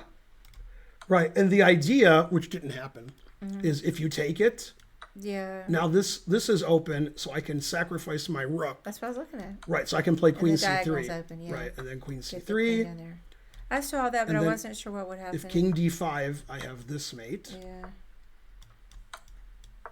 And now I have one mate in one.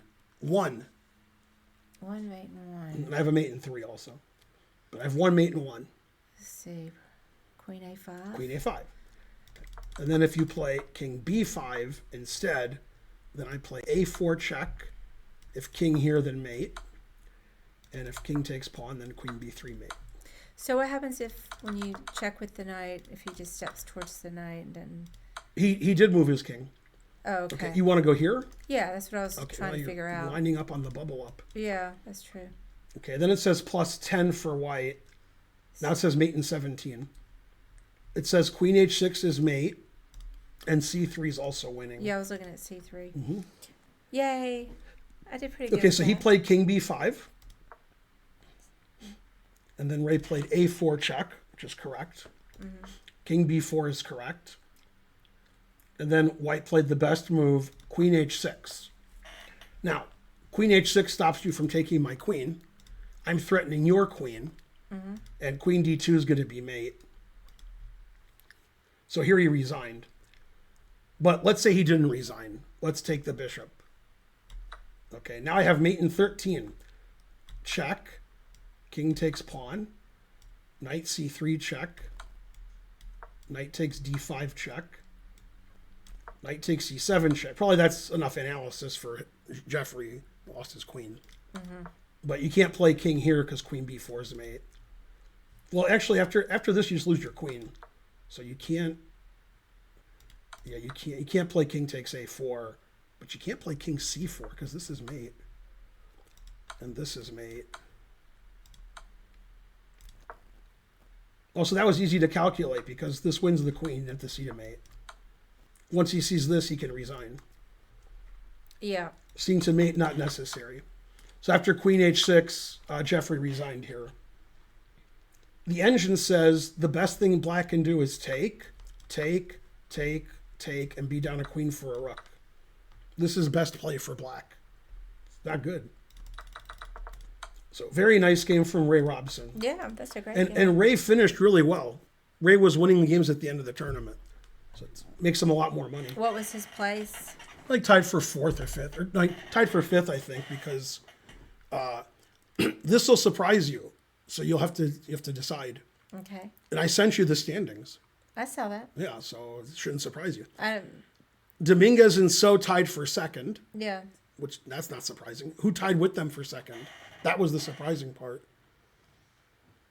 Well, it wasn't Hans because he was a little bit further Wasn't down. Hans. No.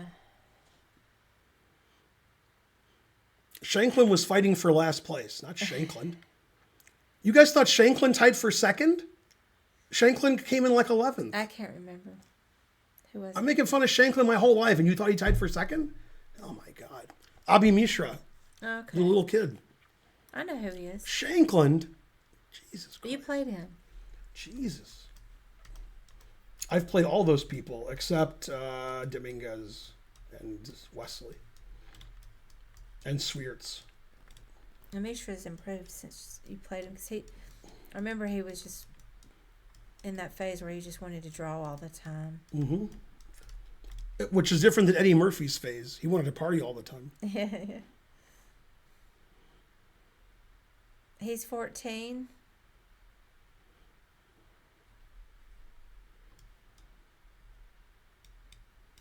Okay, next game. Somebody do a marker. We're going to skip this game because I didn't like it. I changed my mind. Which game? Porkashi and Yip. It was too long and annoying. This game's better. Okay, this is Talia again getting her head ripped off by Carissa. Oh, we love you, Talia. Yeah, goddamn, she got beat. The final position was voted worst position of all time by everybody, even people who didn't see it. Okay, so Talia played open Sicilian with Carissa. Not a good idea. And then she played her wrinkle, which Stuart Rachels likes, by the way, bishop d7. Instead of knight c6. Plays What knight do you mean c6 later. wrinkle? Usually they play knight c6. Oh, just a But different bishop thing. d7 tries to avoid some lines, like if you play bishop c4, I can play a6, b5 or something. So, okay, so f3, never play f3. Knight c6. Bishop e3.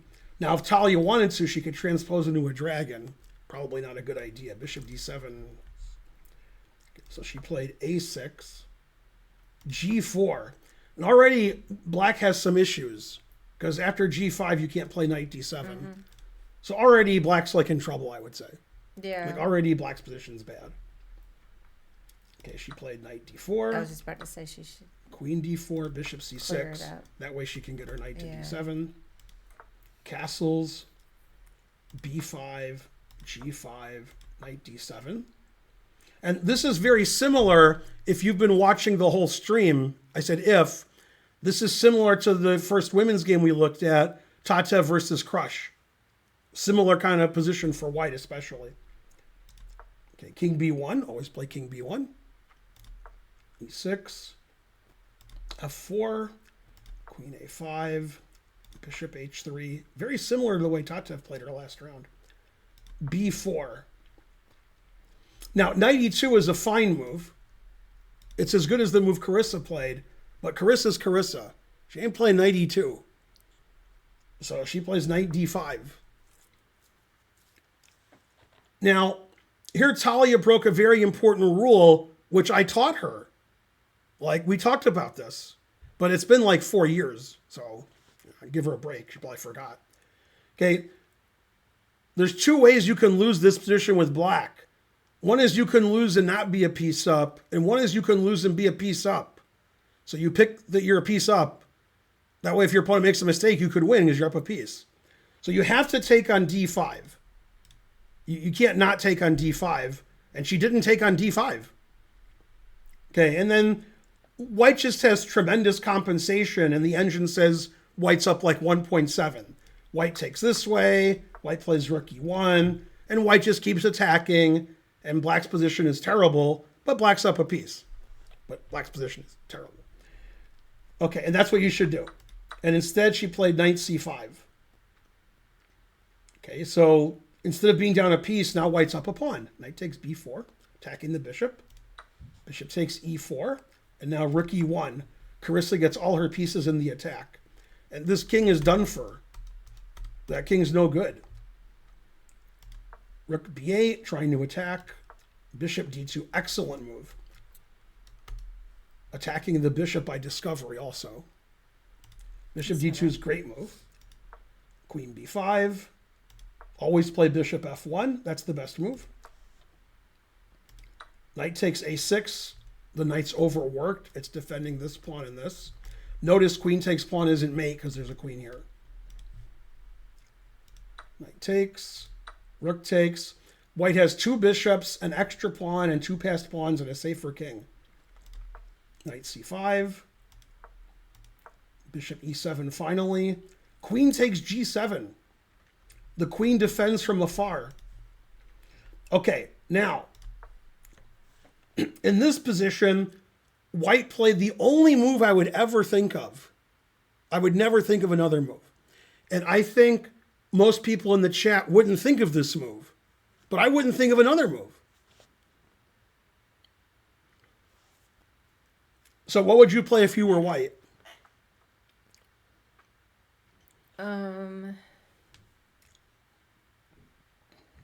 B3. B3 is good for not getting mated. Your move and my move and B3 have the same rating. Yeah. My move does the same thing as B3. Yeah. Yeah. Bishop C1. You want your bishop defending here, and you want to get out of the way of your rook. Oh, yeah. Yeah. Yeah. I like Bishop that better. C1. I like that better. Yeah, because bishop on D2, that sucks. Okay. Now, white's up a lot of material, and white's threatening queen F7 now because the bishop defends. Okay.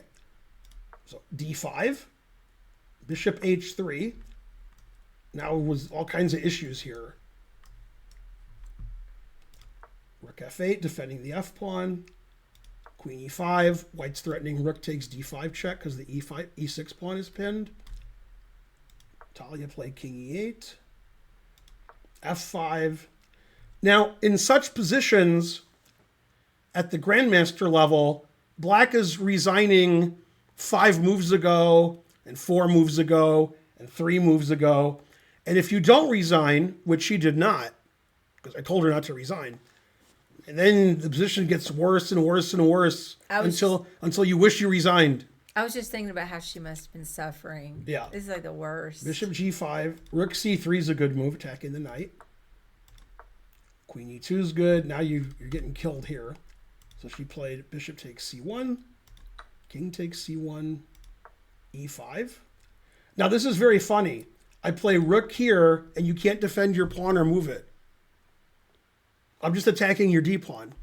But if you play knight somewhere to defend it, I play queen takes e5 check. Play d4, I take it. Oh, yeah. So she played f6 and tried to run with her king. Now I'm threatening rook takes knight. See the pin? It's just all horrible. Okay, so she played king f8. And now, what did white always play?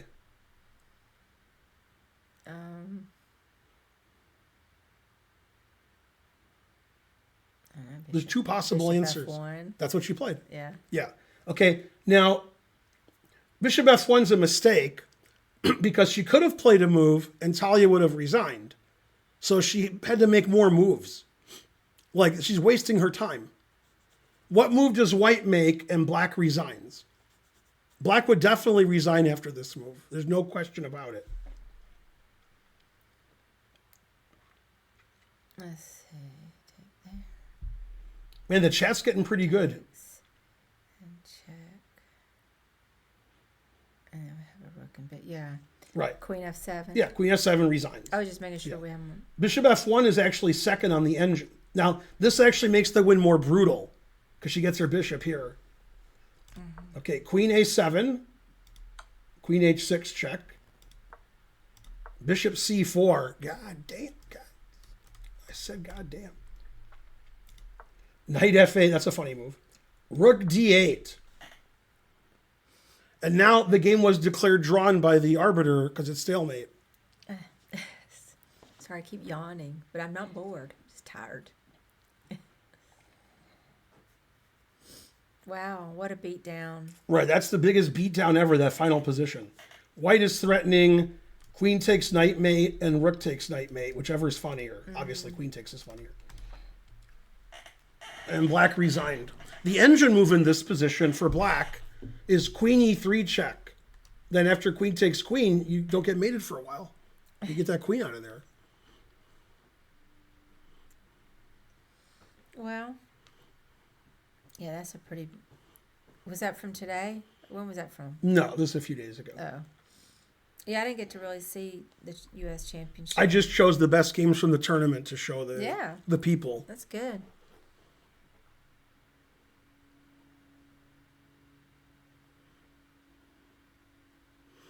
Go frankly, I agree. Where does Carissa... She's in college, right? Stanford. I thought, okay. Yeah, and I told you Matt Larson taught her calculus. Right, yeah. I told my student I'm not going to teach him on Thursday. I'm not going to stream the next 2 days because I'm going to be dying. I can't stream anyway because I'll be in the bathroom. Mm-hmm. They trying to learn, said I should stream from the bathroom. I said, I am going to stream from the bathroom. Nobody's going to see it. So. Man, I've got a headache again. But how's your side doing? It's fine. Oh, so there you go. I know. Only one thing at a time. One thing at a time. Okay, and that was boring. So we'll skip that. And we'll go to Sevian versus Hans. The game itself is boring, and the end is really exciting. Okay, so they played some kind of Catalan with tons of theory. If only Matt Larson was here. The most common move is queen c2. I'm not sure what advantage queen a4 has over queen c2. It transposed because it went a6 takes, so it's the same as queen c2. Okay, b5. This is so theoretical that even I know it. I don't play either side of it. Okay, now black played a move you would not play. Yeah. Mm-hmm. And when I show you, you'd be like, I wouldn't play that. Rook a7. I'm not familiar with this move, but I'm sure it's just theory. This is Sevian versus Hans if somebody could put a marker. Well, I was a little worried about what happened if the knight moved in f3. Not anymore. So that solves that problem. Right. a4, b4. It's a little weird. And the engine says this is all equal. Says everybody's great.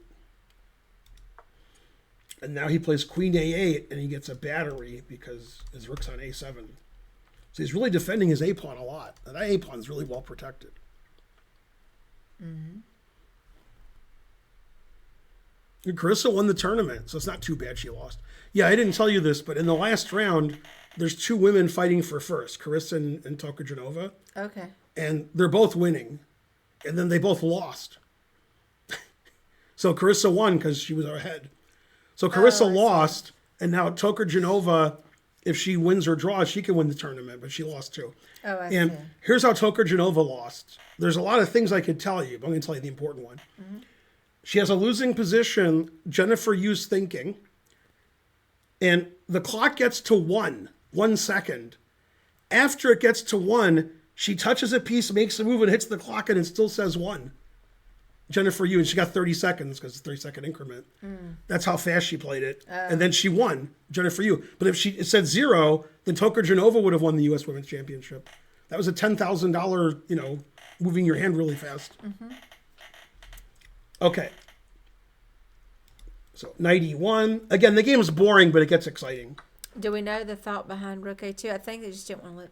Rook a7. I mean, well, they said rook a2. Right. But I think they meant... I was telling them rook a7. Yeah. But, I mean, I think it was just to protect the bishop. Yeah, protect the bishop, play queen a8. But then the queen came over. Mm-hmm. So. c5. All right, so this is pretty equal. Black's better here. The engine doesn't like gf. The engine wants to play bishop takes f6. And probably he didn't play that because he was worried about taking this and knight b3. So he took with the g-pawn. Now the engine says it's equal.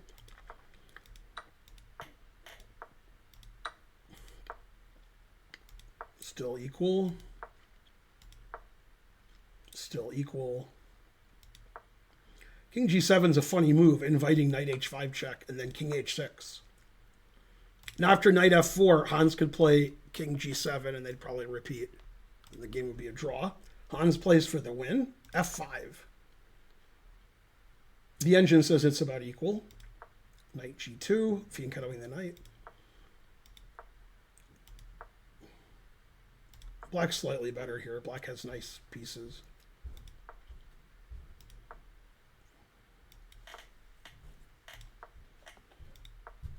It was very boring until it wasn't. Engine still prefers black slightly.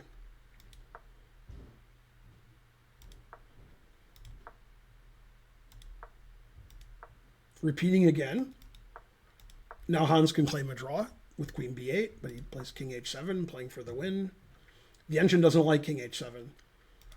Knight f4, and Hans plays knight e5. The engine says knight takes f4 is just equal. But Hans plays for the win, knight e5. And now this pawn's hard to defend. And by hard to defend, you can't defend it. But the engine still says it's equal. Bishop h8. Now white's slightly better, but it's very complicated. And they're in time trouble here. And this is the end of time control. Rook takes g6. They made time control. Okay, and then Sam tripled it up on the bubble up, rook c1. And I'll get to the exciting part. The whole game is sort of boring until the end, when all hell broke loose.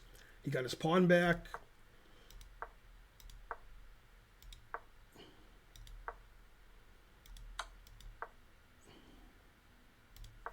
And this is good for white, it says, because black's queen is like trapped over here. Hans still plays for the win. This is a slightly worse ending for black, but he plays here.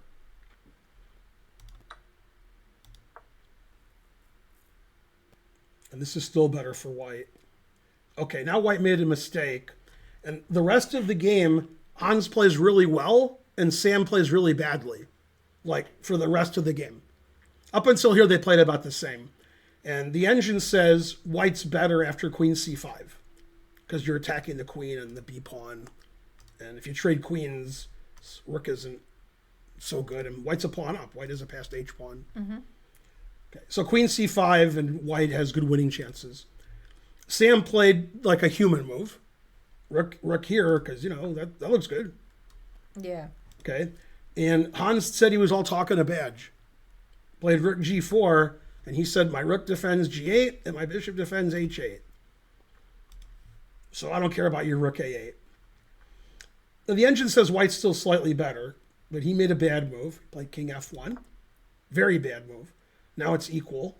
Queen d6, threatening queen d3 check, and queen d1 check. So king f1 wasn't good. Mm-hmm. That was a bad move. Now he should play king e2, which stops both threats. Queen d1 and queen d3. But he didn't. Played queen b7, sacrificing a piece, which loses in practice, but draws in theory. So queen b7 is not a mistake according to the engine, but it is a mistake because he doesn't know why it's not a mistake. And he's never going to know. Nobody would ever figure out why it's not a mistake. So he just thought, if you win by knight, queen f7 check is too good. And Hans said, if you think that's too good, I'm 3 good. So he took the knight, and Sam played queen f7, which looks strong. And after king h6, he's all talking a badge. He's got nothing. White's got nothing. You got nothing. Every square is defended. Okay. Now, it turns out this is a draw because white has an amazing move that draws here. That's why the engine doesn't mind sacking the knight. And when the engine showed Yasser and Christian and Kate, they were like laughing. And they were like, I wonder if like Sam will find it. And I was rolling my eyes because nobody could find it. And then he didn't find it, so he lost. The only move that draws is rook a5. That attacks the bishop.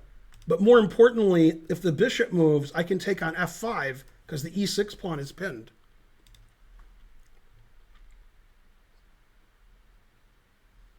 Wait, no what? If you move the bishop, okay, I can take this, and white's winning because the e6 pawn's pinned. Oh, I see. Yeah, and white's winning now because rook h5 mate. So rook a5 draws because of this rook takes f5 trick. Okay, so instead he played queen f8 check. Now he's lost. And then Hans said, I have a pass b pawn. So he played queen c4 and then he queened it. That was a good plan. I like his plan. And he said, I'm queening my b pawn. You can have my e pawn. Pretty good plan. b3, b2. Okay, rook here. Queen check. Now, if I queen and take your rook, I'm up a rook and a bishop. So Sam played f3. So when you queen and win, then you lose your rook. Okay? But obviously Hans had figured this out. You check. You can't go to the back row because then I queen with check and I take with check and I keep my rook because you're in check every move. So you have to play king h3. Now I queen. You take my queen. I take your rook. You take my rook, and black plays. Oh yeah. It's the only winning move. Queen h1. Mate. And mate in 1 is the only winning move. You're not winning the endgame if you don't play queen h1 mate. Queen f1 doesn't win. And both players saw this mate like 6 moves ago, but Sam allowed the mate just like Irina Krush allowed herself to get mated against Tatev. Yeah. Yeah, I want to show you the final position of the game that you missed. Whoops, that's wrong. Yeah. This is how Krush lost to Tatev. God damn. Yeah, that was the beating of a lifetime. Yeah. But Krush allowed herself to get mated instead of resigning. So people like that. Yeah. And well, that's kind of nice. And then good sportsmanship. Mm-hmm. Yep. And by yip, I mean I want to show the game Tatev versus Yip. Okay, this game featured like both sides playing crazy like Fox News. Okay? And I can't make that joke. I gotta watch it now. Okay, so Carissa's black against Tatev. And both players like to play wild and crazy chess. So that's what we got. They did not disappoint. Somebody do a marker. This is the last game. Carissa Yip is black against Tatev. Abrahamian. Okay, so it was a King's Indian, which Carissa plays with black, and Tatev used to play with black. But Tatev typically doesn't play d4. She usually plays e4. So I was surprised she's playing d4. So she played this weird line against the King's Indian that I don't know. Looks like a King's Indian. Put it in H. Typically, black attacks on the King's side, but Tatev's white, so she'll attack on the King's side. G4 is also a move, which makes sense because white played bishop e2. Try to push the King's side pawns. Always play f3. Okay, the engine likes white because in the King's Indian, the engine always likes white. And the engine wants to castle queen's side, but that did not happen this game.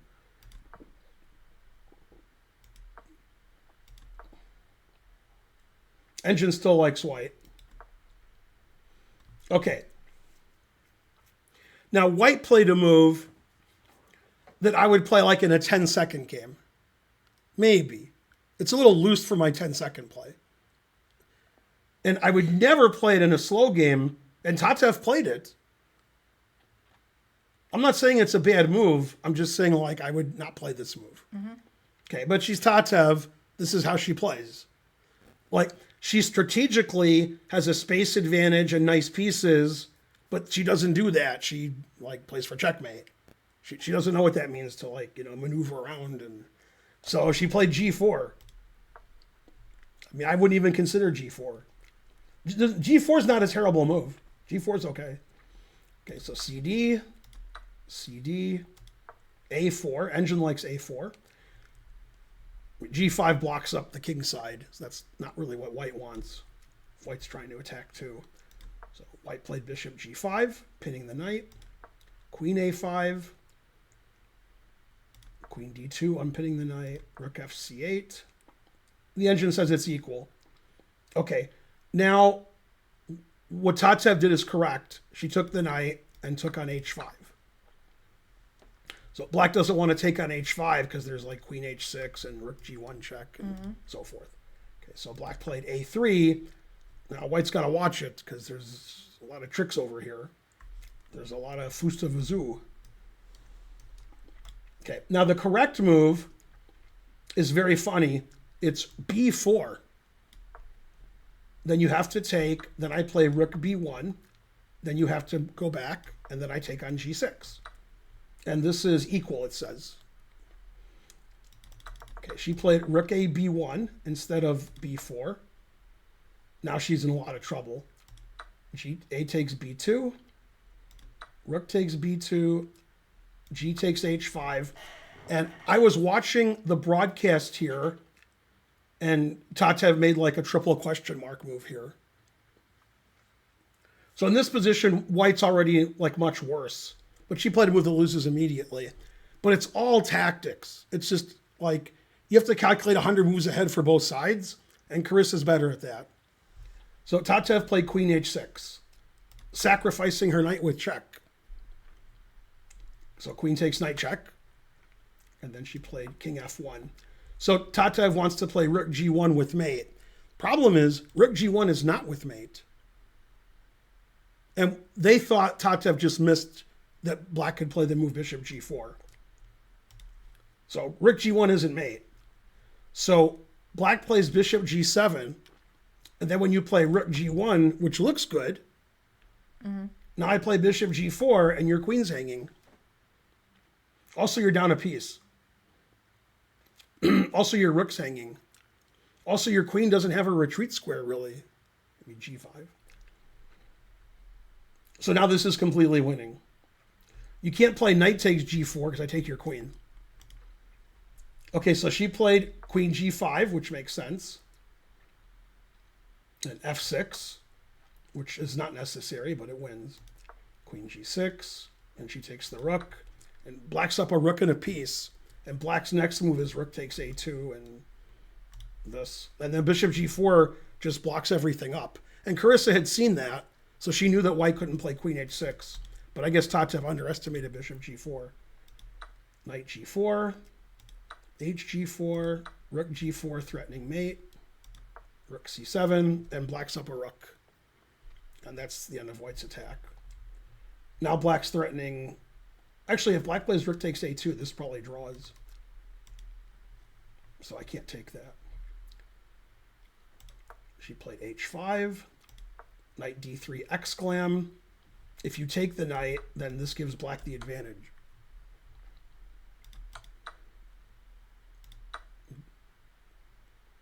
Wait, she did do that? She either did that or she resigned. I can't tell because I made those moves. I hope she didn't do that. I hope she resigned instead. I think she did this and she got mated. Oh well, and the truth hurts. So if you play h6, which is the other move, then I go rook c1 check, king g2, queen takes e2 check, king somewhere, takes check, and mate. And also I have other ways to win, like knight f4 check. God damn. So that game basically was an interesting game. And then in this position, white played queen h6, losing immediately. And if you give a knight away with check, you can't be wrong. But she was wrong. So queen h6, just a terrible blunder. Yeah. But actually, in this position, if white had played b4, and then played takes, well, then the game's interesting. Then both sides can win. Both sides have an attack. So that's when two attacking players play each other and one miscalculates. Well, I mean, it's cool that she went for it. She just didn't. Oh, knight g3 resigns, good. Just didn't calculate. This cord is not ever long enough. Because it's long and it's strong. And actually, my phone died. So I'm not sure if it's working. Mm-hmm. Yeah, that's working when it's like that. It was black for a second when I said that. Mm-hmm. Anyway, those were the games I wanted to show you from the U.S. Championship and U.S. Women's Championship. The U.S. Championship, Fabiano Caruana got clear first. He actually won the tournament with a round to go. And then Wesley So, Dominguez, and Mishra tied for second. And the women's, Carissa Yip won, Toker Genova got second, and Alice Lee got third. Alice Lee broke 2,400 by winning her last round, so now she's an IM because she had her norms. And now she's 2,400. And they all get lots of prize money. Yip gets 40,000. That'll pay for 2 or 3 months at Stanford, right? Oh, snap.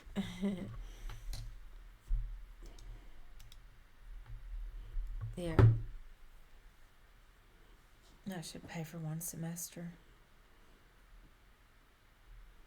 Oh, Fabi's chess symbol course came out today. Oh, I saw that. And it has like 1 million variations and 10 million hours of video. No, it has like 48 hours of video. Yeah, he worked on it. Yeah, that's crazy. A year. Who can watch 48 hours of video? Like, who's going to watch that? You bought Fabi's course? Must be expensive because there's so much. It's supposed to be for like really strong players because he's Fabi. Mm-hmm. So nobody on this channel can buy his course and understand it. It's too hard. Oh, it's on sale. Oh yeah, the first month it's on sale, right? I wonder if we can get a free copy. Well, it's on black in a variation of the Ruy Lopez that nobody plays. Oh, okay. Archer's just been saying he wants to study some different ideas. Yeah, he could buy it and study this for black. It's black in the Archangel. So it's this. Mm-hmm. And then b5 and bishop c5. So I imagine it starts around here, which was not popular in the 70s, 80s, and 90s, and now is very popular. So it went from not popular to popular. Yeah. I don't know if it's popular anymore. It might not be.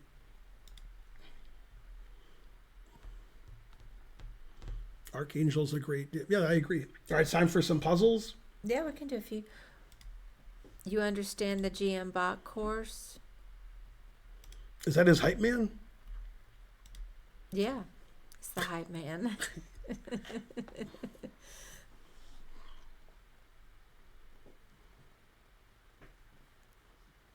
Ready? Yeah, you need a hype man. Mm-hmm.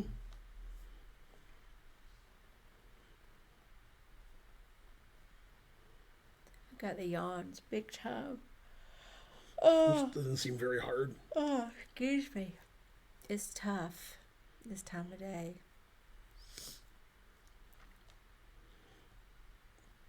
I solved it because it's nothing to it.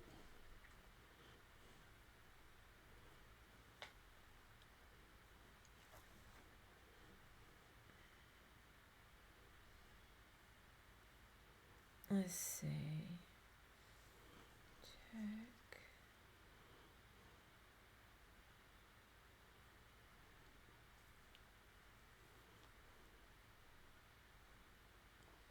I mean, it seems like he's just driving over. I got rated by Botez, and then I got rated by Jules Gambit, and then I told her she looks like that woman who's kidnapped by Hamas, and then she looked and she said, "Yeah, a little bit."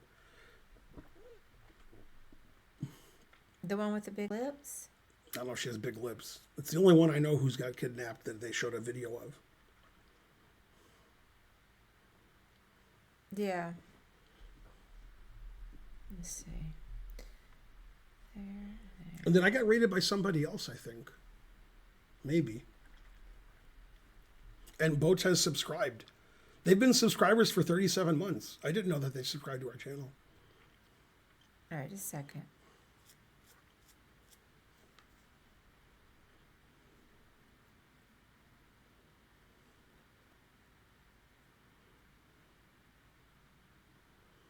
Oh, that gets me mated.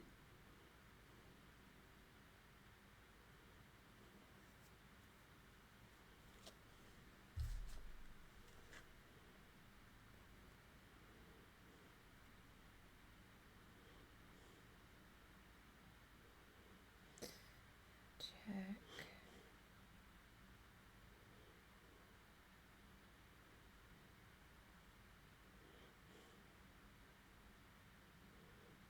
Okay.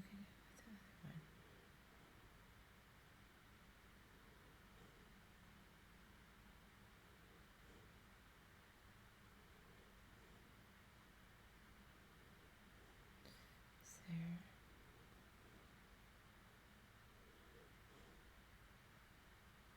You could block. Well, I'm not really sure. It seems like maybe rook g5. Mm-hmm. And then you're trying to get him over to the C file here. Let's see.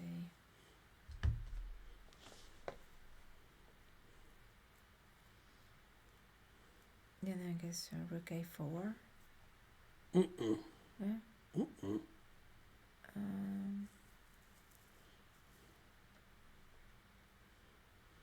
Oh, you could go rook d6. Mm-hmm.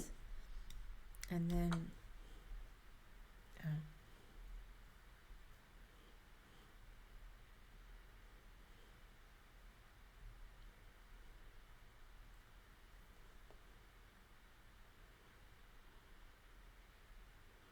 And deleted by Moobot. What? Moobot deleted one of the guy's answers. That was funny. Oh. But the answer was wrong, so that's good that Moobot deleted it. And the guy said even Moobot knew my variation sucked.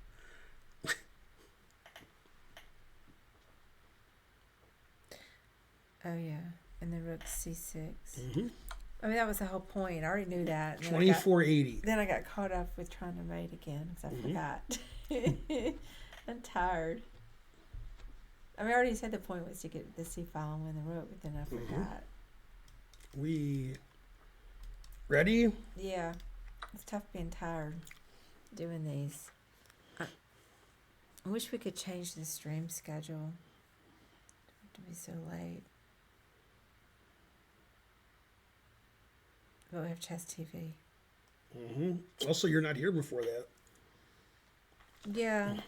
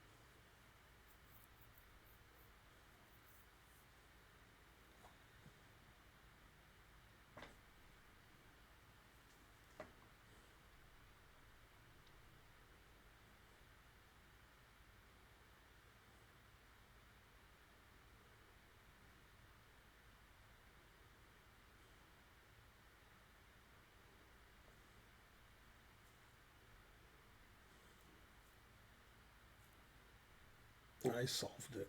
I don't know why it took me so long. I'm embarrassed.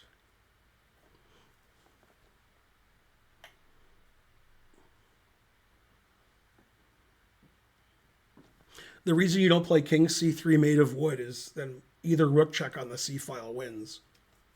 So that's why they didn't do that. That black has two ways to win there. Or white, whatever color. It was white. Yeah.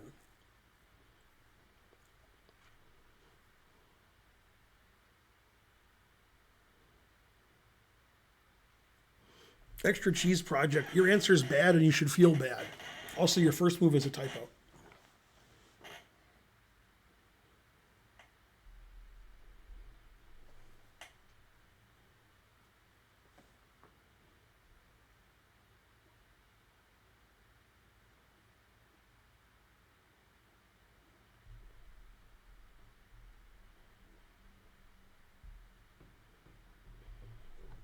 Farty Party's answer is just as bad because it's the same answer.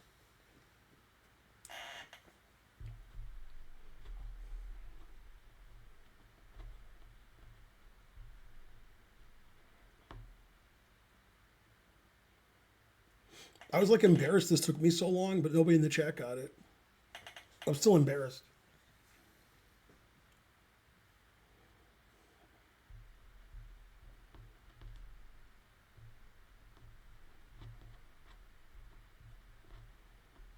You should have made the same typo, Farty Party.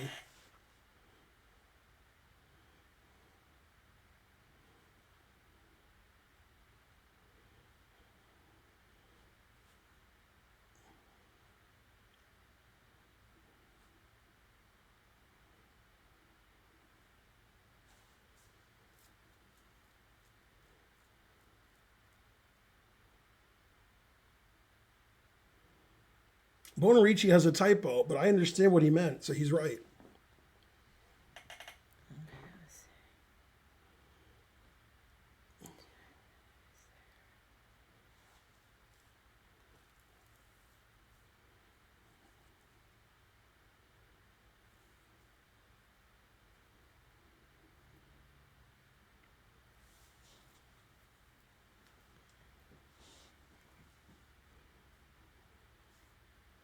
All right, we need 50 more subs from somebody. Where's all my crazy sub givers? Make sure you're crazy first. We must get to 1,000 subs. We have to exercise the gaskets.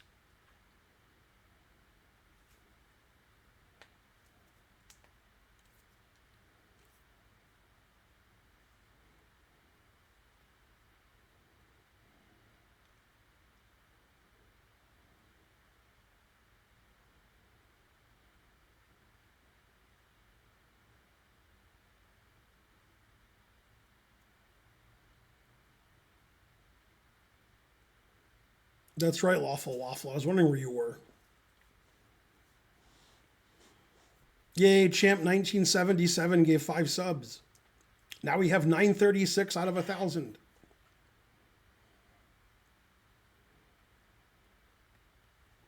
Thanks for supporting the stream. Yeah, go change. So I was looking at Queen G2. Mm-hmm. And then it was okay. And then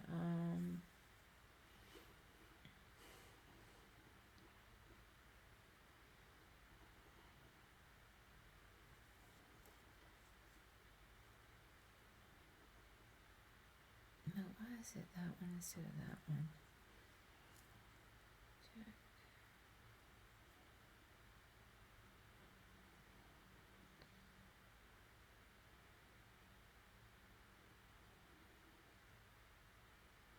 Oh, yeah. Forgot your own sub.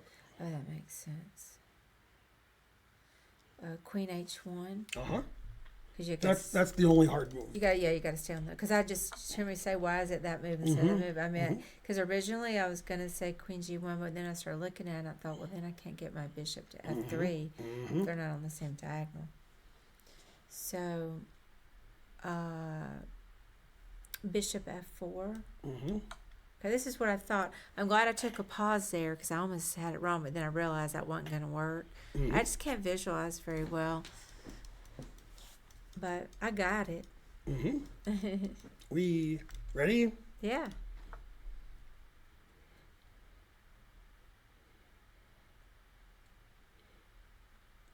Let's Okay, I solved see. it.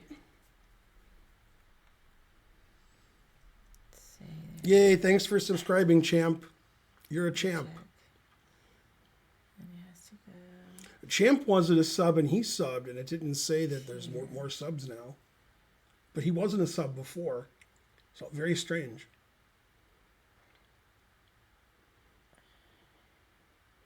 Bonarici gave you 100%, which is Yay. correct. Thank you. It was 100%. I'm going to give myself 100.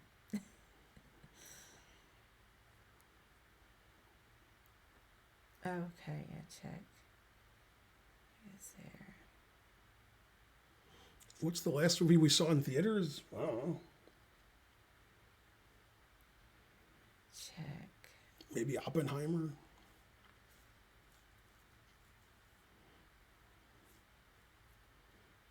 Check, and then you go there. And it goes there. Check.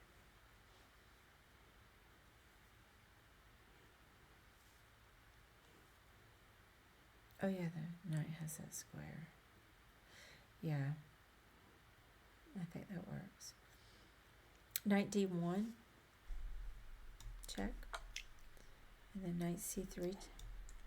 Check. And then Always play Bishop F1. rook takes. No. You said rook takes. F1. 2430. So again, I got that right, but it took me a minute to realize that the knight, because I'm visualizing on this, the knight had the E2 square covered. Mm-hmm. I got it though. Just slow and I have to struggle.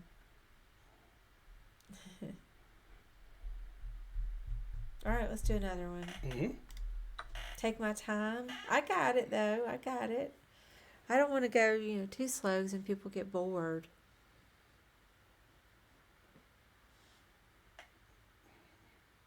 Let's see. I solved it.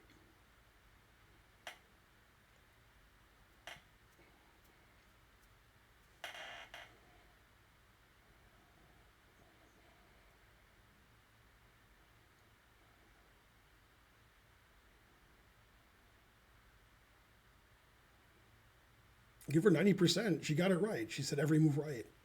Waffle, waffle. What are you talking about? He's just joking. You're banned. He's being the bad cop. Mm-hmm. He usually gives me 85%. full. Well, no, he gives me full credit when I don't deserve it. Sometimes.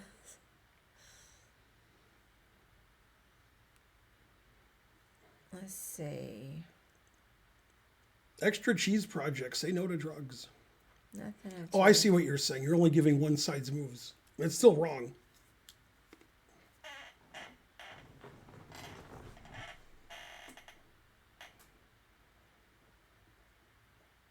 What color to move? Oh. If you don't know whose color it is, you're banned.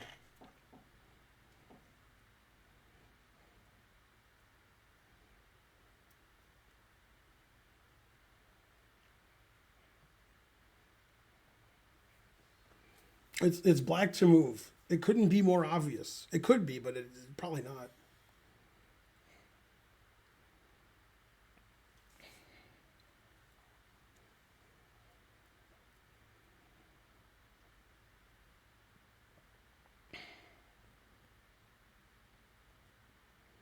Yeah, I'll do Chessable the next 2 days.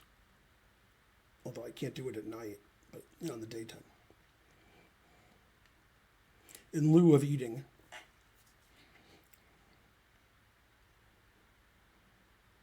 What do you mean you can't do it at night? Because I'll be in the bathroom. Oh. I'm gonna drink that crap.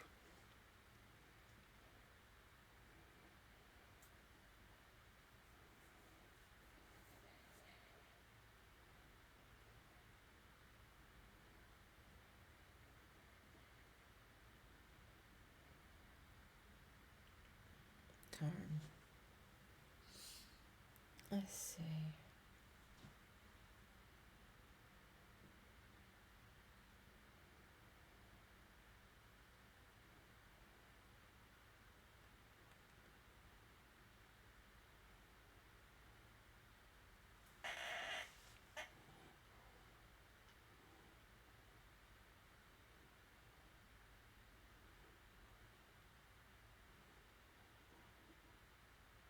Nobody has the complete right answer. You guys have bits and pieces, but nobody has found the critical move yet.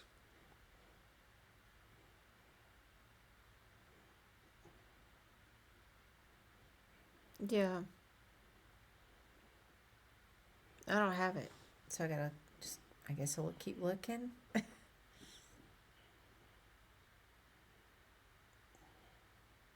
John Davis 99999. Good name. But is it the John I was going Davis? to say, is that the John Davis? Or a John Davis? Speak now. There's only one way to know. If he gives 50 subs, it's the John Davis. We've missed That's you, right, John Mr. Davis. Waffle Truck. That's correct. All right, let's see. Extra Cheese Project, you finally gave the complete answer. I can't believe Extra Cheese Project got it right. And then Farty Party. You guys are the best. Life in a northern town knows what's going on.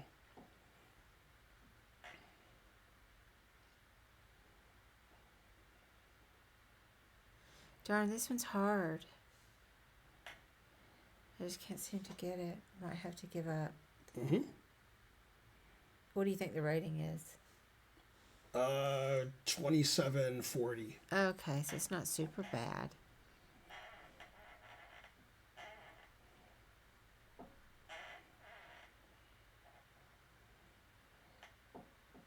Oh, that would be mate, so you can't take it with the knight.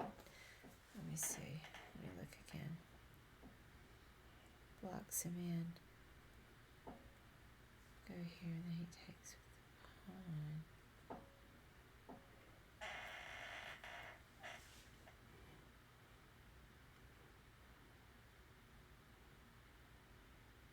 It just doesn't work.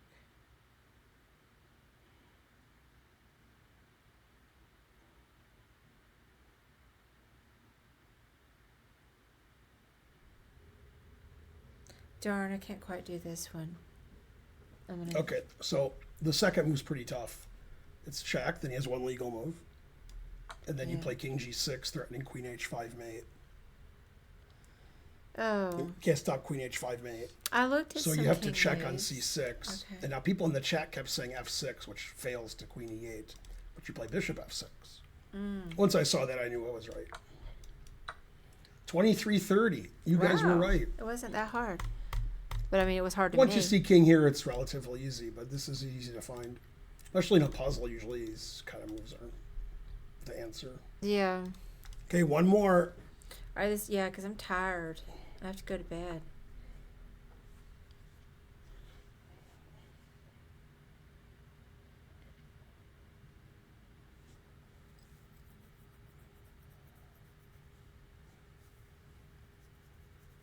I had a little bit of drama on the Twitter Spaces, so I just wasn't going to get on there anymore. But then I got getting all these DMs. Oh. So I guess I'll make my grand return.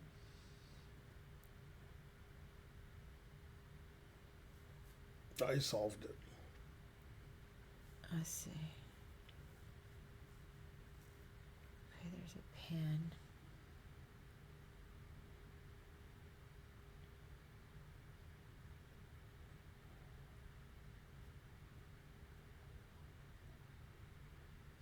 Oh yeah, they're about to queen too. Let's see.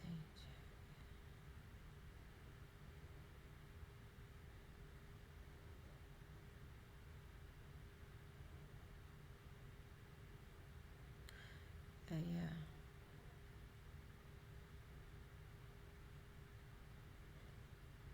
Bonarici got this one fast.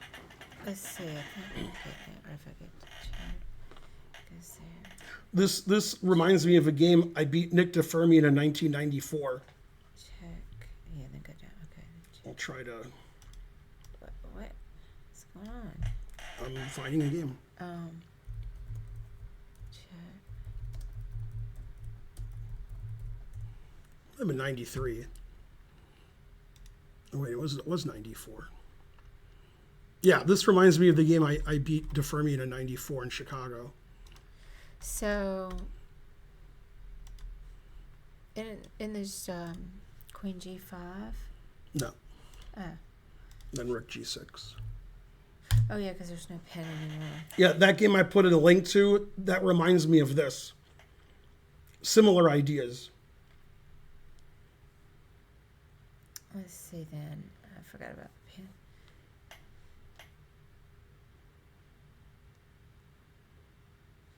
I feel like I'm too tired to do it, but I'll try. Actually, Rook G6 might lose.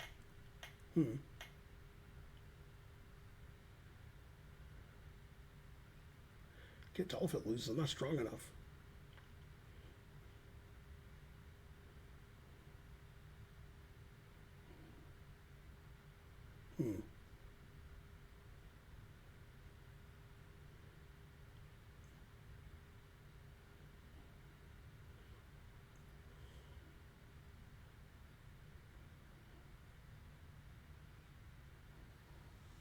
Oh, you could play King H8, Rook F6, Queen E7.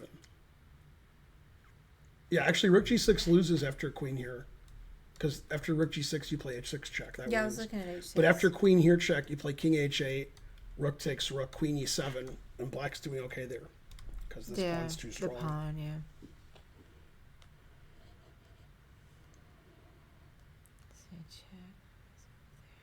That was one of my best games I ever played. The game I put in the link to DeFermian. I have 2.5 out of 3 against DeFermian in slow chess. That's some percentage I can't even understand.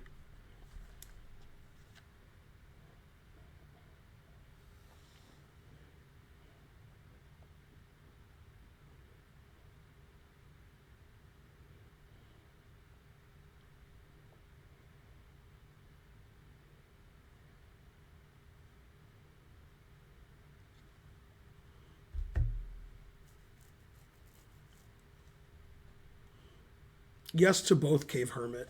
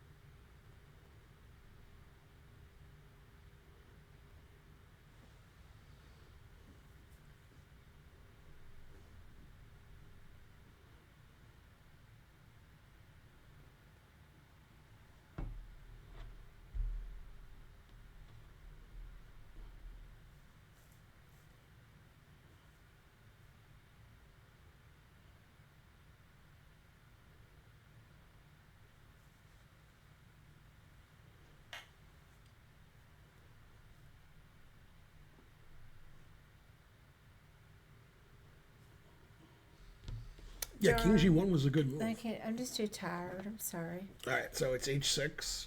Because the rook's pinned. Yeah. King takes pawn, rook takes rook, check wins. I saw that. Okay, so I don't know what he'll do, but they all lose. Then you check here. I was looking at all the moves where he went up. Check here. What is it? What if he went in the corner? I was looking at... Here? Yeah. And then rook takes rook. Oh, okay. And it won't matter if they queen because you're going to mate them. Mm-hmm. Darn, I didn't finish very well. You got it? I'm just a little bit too tired. I can't do any more. That's my excuse. Sticking with it. Here, look at this game I won. That was tough. Wait, Chessable. What? No, I clicked on the wrong link. This is a game I beat DeFermian in 94. Mm-hmm. The important thing is the end, because it reminded me of this.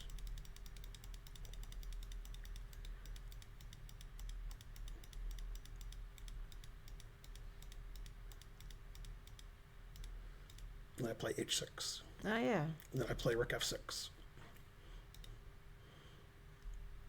If I play king h2 here, then he has queen takes pawn check. I saw Because that. my rook's pinned. So I have to take it. And he can't win my rook on f6 because I have queen b8 mate. Oh, nice. So he resigned here. Oh, show everyone? Oh, yeah. Show one, show all. Was this poker? Yeah, you should show them. I put the link in. They can see. Oh, that's pretty Yeah, lame. it won't look good. It's pretty lame. It doesn't matter. Well, it won't look good. That's not important. It's not? I want stuff to look good. Let's see.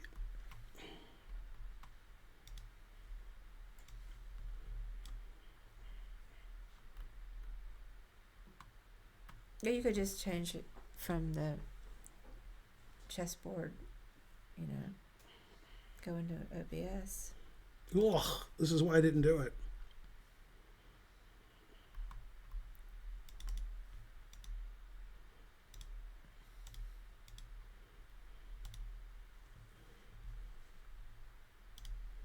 That's good enough. You just move it around.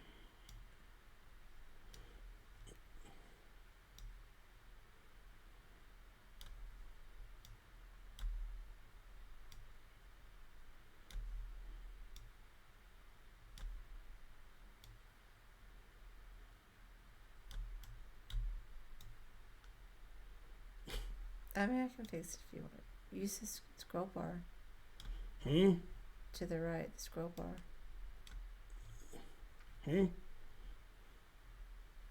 This? Yeah. There you go. But it's missing the H file Yeah. a little. Can you,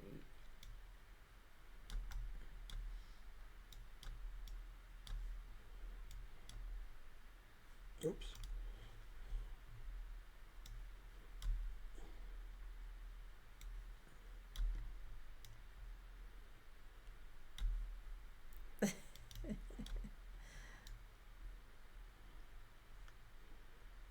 It can't be done. don't we do it?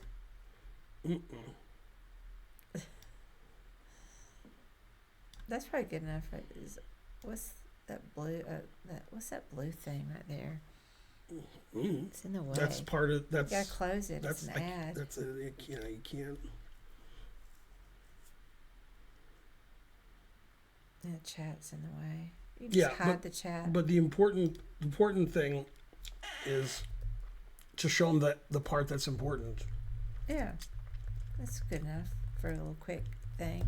Okay, so in this position, I played h6, just like in the puzzle, and then rook f6, and then if I play king h2, he plays queen takes h6 check.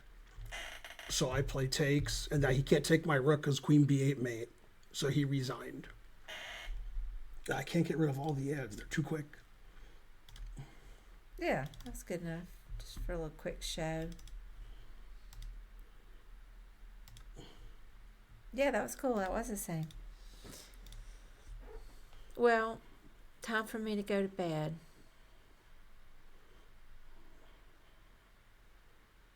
In fact, it's past my bedtime. I know I've seen the game too, Kingpin, but I couldn't remember it. So it's fine to see it again. Maybe after the 100th time I've seen it, I'll remember, but probably not. I stink. I guess I raid Canty again. I only raid Canty. Nobody else plays chess. Let me just see who else is on here. I do like him a lot, but this guy's. Blah. What's wrong with him? Blah. All right, I'll raid him if you want. I mean, we hadn't rated him in a long time. It's the only reason. Mm-hmm. I like him. Mm-hmm. All right, guys. Have a good evening. Yeah, have a good night and a good bishop. See you guys Friday night. Bye. Go colonoscopy.